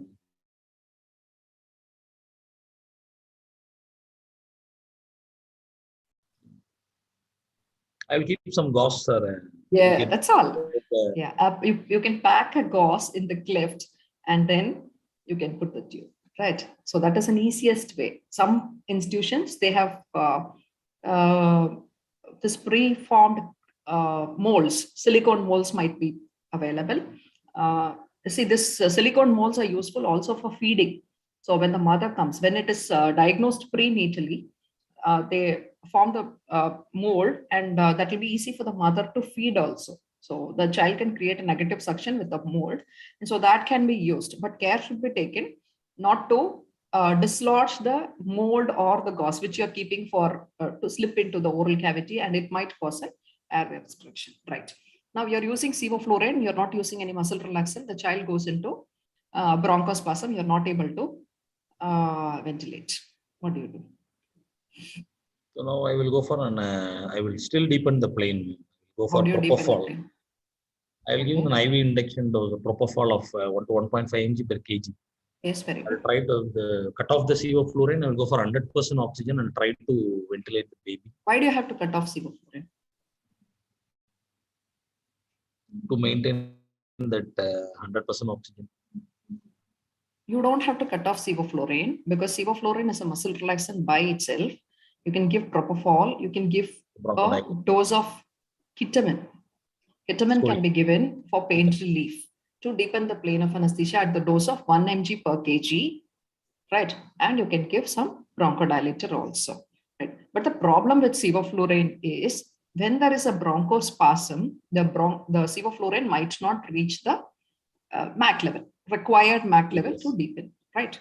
Okay. So this is one common problem which you will face when you are using an inhalational induction without a depolarizing, muscle relaxant, without a muscle relaxant if you're using. If the plane is not adequate, then there is always a chance of the child going to laryngospasm or bronchospasm. So if this child is a syndromic child, if the child comes with a retronathia or a Pury-Robin syndrome, what are the airway armamentarium you will keep ready? Airway adjuncts or armamentarium? I'll be ready with an LMA size of 1 to 1.5. Then I will go for oxyscope or pediatric FOB if available. Yes, pediatric FOB. Then, anything simple which resembles our Macintosh video laryngoscope? Yes, a video laryngoscope will be of great help if there is a predicted difficult airway in a children, right? A CMAC laryngoscope. Now, in a predicted difficult airway, a CMAC laryngoscope along with bronchoscope, FOB, gives a greater success rate when compared to using either alone, right? Do you understand my point? If you can use a video laryngoscope and you can guide the bronchoscope through it under vision, because in a bronchoscope, you will not be able to see. You have the bronchoscope, you see only the tip of the bronchoscope. You don't see anything above. But in video laryngoscope, if you combine a video laryngoscope with the bronchoscope, you can see what is in the cord level, what is at the cord level, and you can thread the tube under vision. So that is one important thing if facilities are available, right? Otherwise, Okay. The routine things which you follow, but always practice difficult airway in a simulation, or you try putting bronchoscope in a normal patient before attempting it on a difficult airway. Don't attempt difficult airway, bronchoscope in a difficult airway as a first attempt. The chance of success will be very less. You'll find it very difficult. So technique which you are used to, so that has to be. So Sanjay has posted one another question. If you don't have an RA tube, what else can you use? We can use our normal Portex tubes. What is the problem of a Portex tube? It can get easily kinked with that mouth gag used by the surgeons. Yes. So what will be an other option? What will be a better option? Flexometallics. Flexometallic tube is a reasonable alternative. What is the problem with RAE tube? First probability, we can't do any suctioning over the RAE tube if any problems. And next thing is, it is difficult to do suctioning. It is difficult to do Why? suctioning. It is not that we can do, but it is a preformed tube, and the resistance, airway resistance, will be a little more than the normal tube, right? Okay, fine. Okay, what else? And while positioning, there is a chances of endobronchial intubations with the RAE tube, because the distal end will be more than the proximal. It is a not appropriate size maintained. It is a preformed tube, and the flexion, the curvature is preformed. So there is chances of dislodgement also endobronchial when there is positioning of the child during the head positioning. So now you have intubated the child, and you are into the surgery. Now the surgeons are have positioned and they have applied the mouth gag. Usually it is the Dingman's mouth gag with a groove to fit the tube. Where do you actually fit the tube? In the middle of that Yes. gag. It should be fixed in the midline. It should be fixed in the midline so that the orientation of the face to the surgeons will also be easy, and there will be a groove to fit the tube. Okay. Now you have fixed the tube, and now you see airway pressures going up to 40. What do you do? What else do you do? I mean, before putting the gag, what will the surgeons ask you? Will you pack the throat? Before giving to the surgeons, after. Yes, ma'am. Throat pack is very important. Throat pack after is the very securement important. of the throat pack is very important. Yes. Okay. Each and every time after the throat pack, we have to check for the airway after the positions, and we have to make sure that bilateral air entry is equal and it's normal vesicular bitsums. Yes, the airway pressures. You have to check for the compliance of the bag if you're hand ventilating. You should check for the airway resistance if you're ventilating with the workstation. Right. Suppose if the airway pressures go up, and what do you do?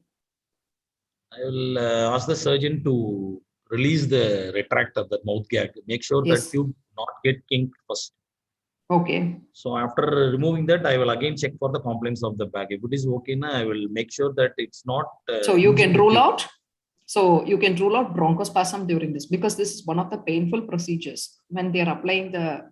This is one of the stressful conditions where the child can go into bronchospasm. Also, you have to rule out bronchospasm. You have to rule out the retractor impinging on the tube. So this is why flexometallic tube will be better in case of non-availability of RAE tube. Right. Okay. What else? Then even if after the removal of the gag, even the tight bag, now we can suspect some laryngospasm or bronchospasm. Yes. And you have to treat accordingly. Laryngospasm is very unlikely after you have intubated the child and you have placed the patient on depolarizing muscle relaxant, non-depolarizing muscle relaxant. Right. Then. Okay, carry on. half an hour into the surgery, So we can, half an hour into the surgery, and the surgeons tell that the child is bleeding and they need blood transfusion. What is the MABL? How do you calculate MABL? What is MABL? The estimated blood volume. Yes, estimated Non-allowable blood loss. Maximum allowable blood loss. Allowable blood loss. Allowable. How do you calculate it? It's the estimated blood volume to the normal hematocrit to the baby's hematocrit divided by the normal hematocrit or the normal hemoglobin. So you this calculate. Baby's weight is 5.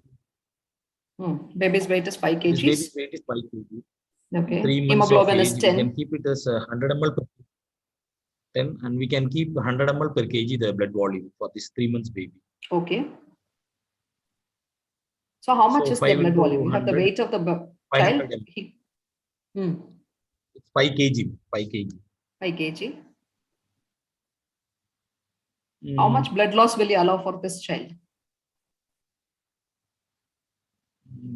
Since hemoglobin is normal, I can allow for 500, like just to be calculated 300. Not more than 50 ml can be lost, right? If the child is bleeding, not more than 50 ml can be lost, right? Because the child's hemoglobin is only 10, right? So you'll have to, this is the reason why you have to group and type the child before the child comes to surgery. So you will transfuse accordingly. And okay, now the surgery is complete. What do you do? What are the other precautions you take up?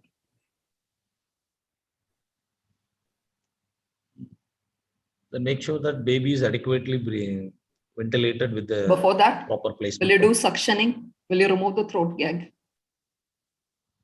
That is extubation. No, before that, before extubation. What are the precautions you will take before extubation of a child who has come for a cleft lip repair? First, I will make sure that the oral airway is very clear and dry. That's no secretions or clots over there. And I have to make sure that the throat pack has been removed. And the throat pack has been removed. Yes. Then we have to cut all the agents, and we have to wait for the baby to come back from the adequate reversal. The baby's reflexes, airway reflexes, moving her limbs. I have to wait for that. And after the reflexes came so back, we'll go step by step. Let's go step by step. Because of the handling, the child can have airway edema. So a shot of steroid, dexamethasone, can be given for this child. And this a thorough oral suctioning under vision, not to dislodge, because the suture lines are very delicate. You have to do it under vision. The Dingman's retractor can still be in place, and you remove the throat pack and then you do a clear suction. And then one more thing is, if you think that there might be a compromised airway in the postoperative period, you can insert a nasopharyngeal airway before the child is extubated under vision, because this will not displace the suture lines. Do you get my point? The nasopharyngeal airway can be inserted under vision with the help of the surgeons, avoiding the suture lines. That can be done. And throat pack removal, blood clot removal, all these are a part of it. Okay. Now, when do you expect the extubate the child? What is that? I can't understand the question. No, you were telling something, no? They can make a tongue sutures. Yes, tongue suture will also be done in case of a cleft palate repair, so that the suture lines are not disturbed. Okay, fine. What else? Okay. Make sure that throat pack has been removed. That has been removed. So how do you extubate the child? Throat pack has been removed. Okay. After the complete airway reflexes, the baby starts moving her limbs. I will make sure about the adequate reversal. Okay. I will reverse the baby with glyco of 0.1 mg per kg IV with the neostigmine 0.07 mg per kg. Okay. Then I will remove the tube and I will put the baby over the lateral position. How do you know? Without a neuromuscular monitoring, how do you know that the child is adequately reversed? Is there any sign that you can know that the child is adequately reversed?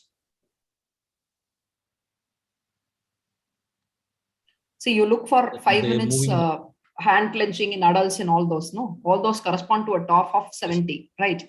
You don't have a TOF monitor.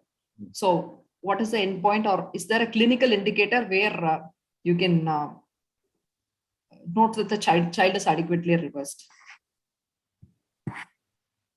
Okay, I'll tell you. See, if the child can lift the buttock off the table, then you can see that the TOF count is approximately somewhere between 85 and 90. So that is a sign of adequate reversal in a child who is 3 months old. Okay. Okay. So what else do you ensure before extubation? What have you missed in the whole discussion? Have you missed anything? Fluid management and pain management. Yeah.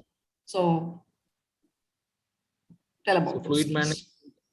The fluid management is according to the holiday series. We can divide that to fluid maintenance and fluid deficit and the blood loss. Fluid maintenance, that is around like 4:2:1. This baby's weight is around 5 kg. So 20 ml per kg, that is the fluid maintenance. And the baby is made nil per oral for 4 hours. So that maintenance 40 into 4, that is 360. For the first 50%, you will be giving as a fluid deficit the first hour. Okay. And for the blood loss, blood has to be replaced. Or 3 ml of crystalloid can be added up for initially up to the global blood loss. So this is my fluid carry out. And for the pain and relief, make sure all the fluids are warmed before putting in the patient. Okay. Warmed fluids. Yes. Okay. Okay. What else? And blood loss has to be replaced. For the post-op pain relief and the pain management, I can go for paracetamol IV, intravenous paracetamol. I will go with 15 mg per kg. Okay. Or a rectal paracetamol suppository, 40 mg per kg. Okay. Or rectal diclo suppository. Go 1 what mg is the per concern kg. of rectal suppository, diclo suppository? They will have some anal irritations or ulcerations will be there. Bleeding. Yeah. NSAIDs are generally not advisable in children less than 6 months of age and in a cleft lip palate, there might be chances of bleeding also. Okay. What else? Is there any specific blocks you can ask the surgeon to give, or can give sphenopalatine block along while they give the local, we can give some 2 ml of 0.25% bupivacaine to give over for the cleft lip? sphenopalatine. Okay, cleft lip. Cleft lip, we can go for infraorbital nerve block.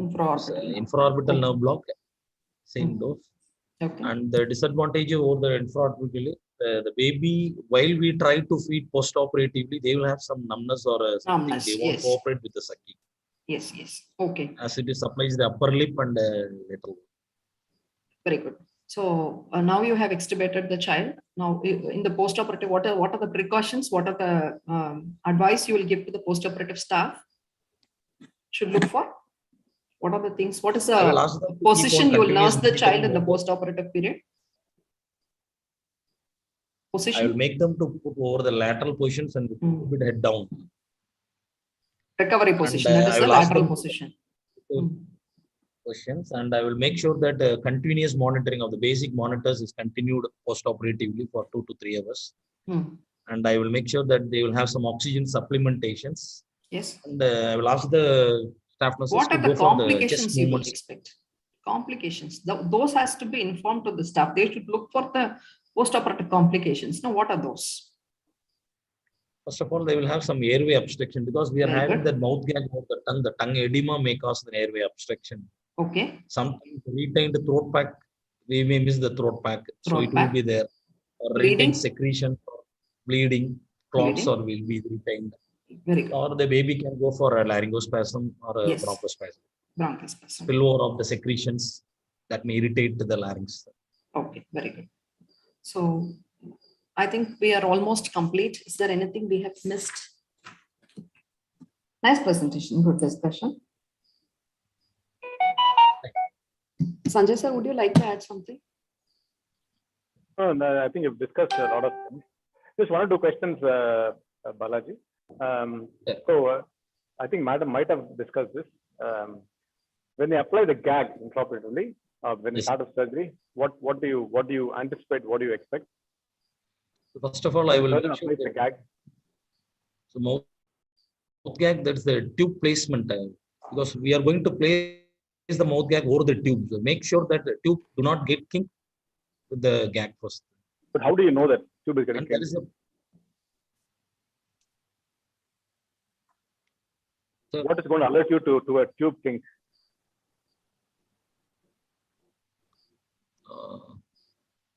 There are two things you have to I'm watch not on the audible. monitor. What do you watch? Yeah, I think the answers have come in the chat already. You look for the airway pressure. So whenever you apply for the gag, the process of applying the gag, you need to look at the CO2 waveform and you look at the airway pressures. One of them is getting we can abnormal, do then for just on the SpO2 surgery. also we can monitor. Fall in the SpO2 or we SpO2 can takes with the time. watch Na? with the bag. SpO2, the fall in SpO2 takes time. Yeah. One of the concepts which is increasingly talked about in children is what is called a physiologically difficult airway. I think Madam already sort of mentioned that, but physiologically difficult airway in children basically means they are more prone for airway-related abnormalities because of increased airway reactivity, low FRC, increased oxygen consumption. So all these sort of make them more prone for airway-related catastrophes. So Yes. children also have a physiologically difficult airway for these reasons, particularly children less than 2 years of age. Yes. And one other question they would ask is, intraoperatively the child starts desaturating. What do you think is happening? Patient with cleft lip palate, surgeon is operating, child starts desaturating. They could just throw in a crisis and ask you how you deal with it. The patient starts desaturating intraoperatively in a cleft lip or a cleft palate surgery.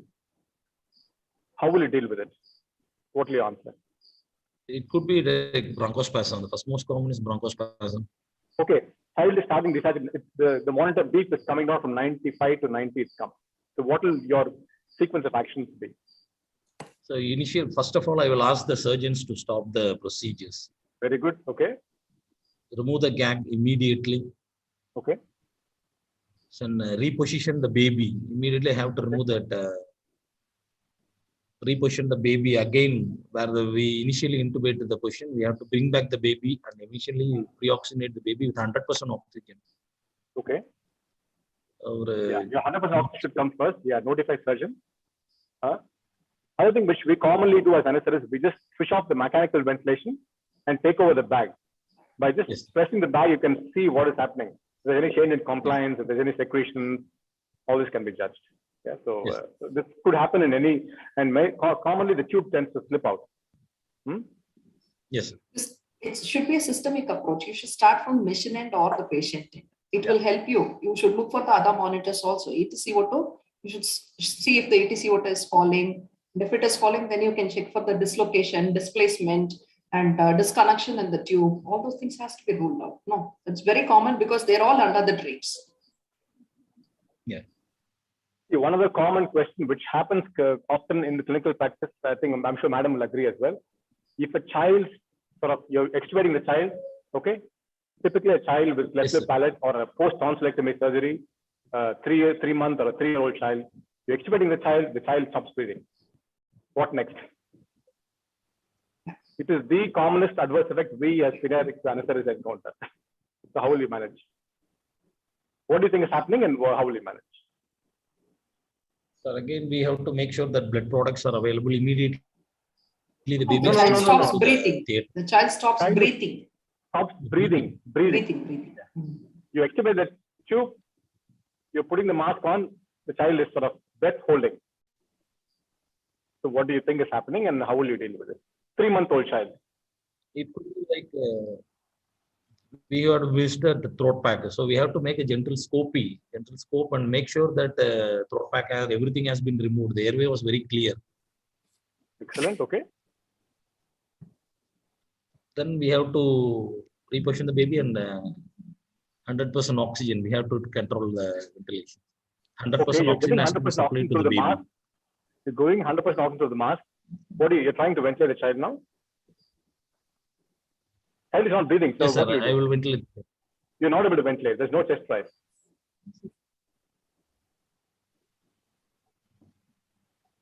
could be like complete laryngospasm could be a possibility. Yeah, I mean, that is the most likely possibility. There could be other features as well. As you earlier told, a throat bag, forgotten throat bag can be a disaster. Yeah, so you rightly picked that point up. That's very nice. But most commonly, it's usually a complete laryngospasm. So the now management is, what do you deal with laryngospasm? How do you deal with it? So I will go for the Larsen's maneuver initially. Very good. How do you do it? Have you given it? So with the help of both our middle fingers, I will show the styloid process. That is the below the angle of the mandible against the mastoid process. I will give a deep pain stimulus. Okay. So that may relieve the spasm. Okay. So That's you've given Larsen's maneuver. You give deep inward pressure between the two bony surfaces, mastoid and the angle of mandible. You give bilateral inward pressure. Sometimes they respond, sometimes they don't. Okay. 3-month-old child saturation is 70 now. What will you do next? Again, I will try to deepen the plane of anesthesia. I will give propofol and paralyze the baby with scoline. Okay. So what will you do first? Propofol or scoline? What will you do first? Propofol or scoline? I will give propofol first. Propofol of 0.5 mg per kg. Let me give a situation where saturation is the patient's pulse rate is 65 now. 3-month-old child. So what make sure that atropine has to be immediately delivered to the baby. Okay. So between the two agents, propofol and scoline, which one will you pick when there is desaturation with bradycardia?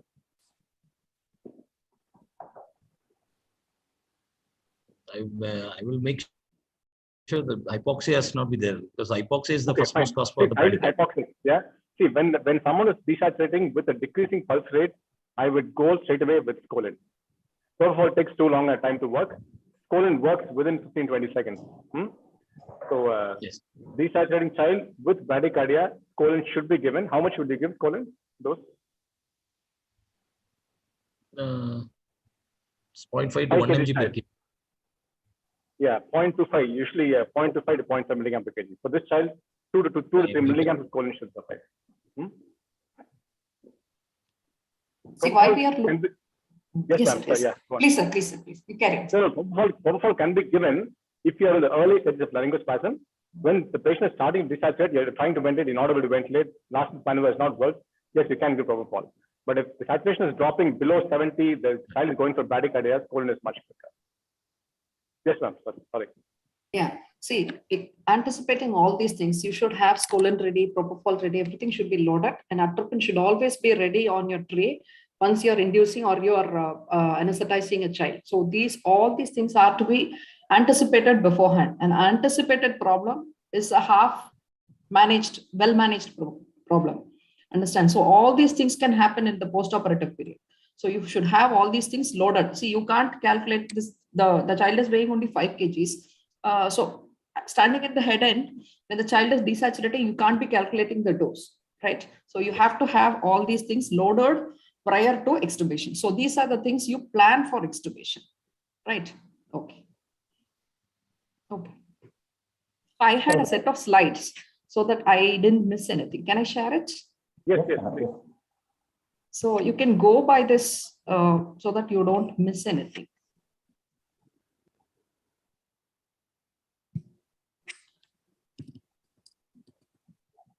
So these are the types of orofacial clefts, a brief embryology and development of the face. And this is the embryology of the palate and types of the clefts. And these are the syndromes which are commonly associated with the clefts, which is the Vanderwood syndrome, Peary-Robbins, velocardiofacial syndrome, a Stickler syndrome, Treacher-Collins, golden hairs, which is associated with scoliosis. And this is a classification, that is the Davies and Ritchie's classification, Dio's classification, which you have told, and Kernahan's classification. And what are the problems in the children, in neonates and the older children? Feeding difficulties and speech difficulties, the functional goals of correction of cleft. So to improve the suckling, to prevent the speech defects, and the timing of surgery, as you told. And pre-anesthetic evaluation should evaluate the general health and fitness to rule out any associated comorbidities an optimization of the hemoglobin, and treat upper respiratory tract infections, if any. An airway assessment for K.Nithya. Position of sleeping is very important. See, this position of the sleeping, you have to ask the mother which position the child is comfortable in sleeping. So that will make sure that the child is, the airway obstruction is not there in that position. So large bilateral clefts, microcranthia, K.Nithya, and age less than 6 months are indicators of difficult laryngoscopy in a cleft lip and palate. And pre-op fasting guidelines, pre-medication we have discussed. So this is a sequence of anesthetic management, temperature monitoring, and precordial stethoscope are preferable add-ons to the monitoring.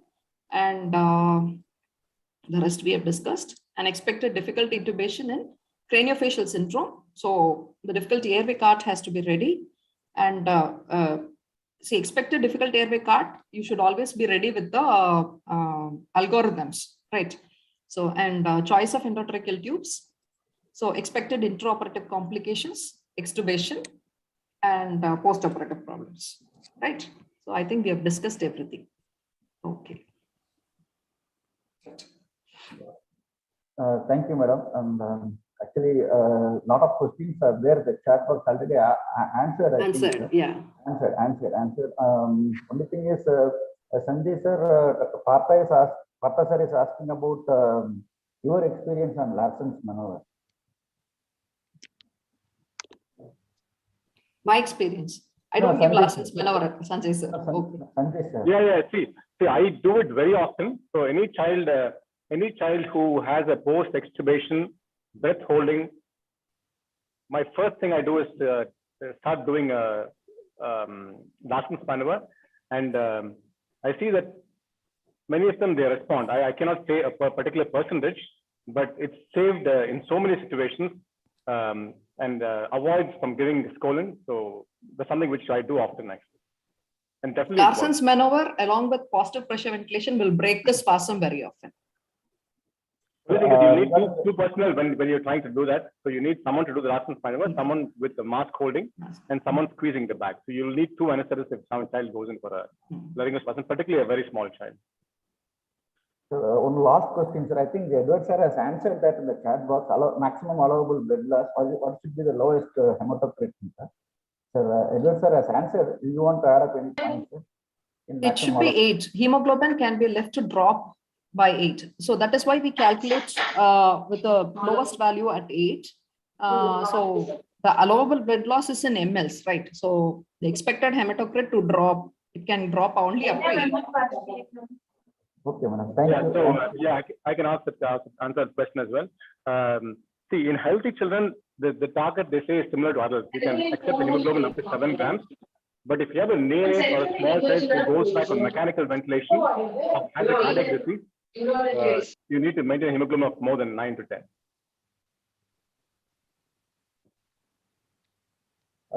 Okay, sir. Shall we? So I think almost all the Edward sir, would you like to add something? Yes, thank you very much.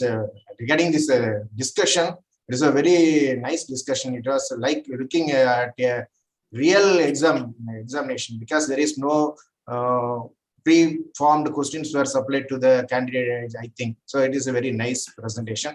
And apart from that, many postgraduates are started answering when you give questions, when you short questions at the candidate. I can see the postgraduates are typing the answers in the chat box. So it is how much they are involved in this discussion it shows. So it's a very good presentation. And I also thank Partha. He is a regular attendee of our sessions. So Partha sir, if you want to add anything, you can join. He used to answer all the doubts for the postgraduates in the chat box in every session. Partha sir, if you want, you can add anything. So with that, we come to the end of this session. It's a very nice session. So next Sunday, we are going to concentrate on the first year. The topic will be pharmacokinetics of inhalation agent by Dr. Aruna Parameswari, and that will be followed by the web races by Pankaj Kundra sir. So it is going to be an interesting session next week. Thank you, Sanjay Prabhu sir. Thank you, Professor NagaLakshmi sir. And our postgraduates wonderful answering the questions. And the questions were very practical and very useful, not only for the postgraduate, but also for the practitioners. Thank you. Thank you so much, Rajesh sir, for a wonderful session. Thank you. We will meet once again the next week. With that, we will sign off. Thank you. Thank you. Thank you, sir. Thank you. Thank you, ma'am. Thank you, sir. Thanks for having me.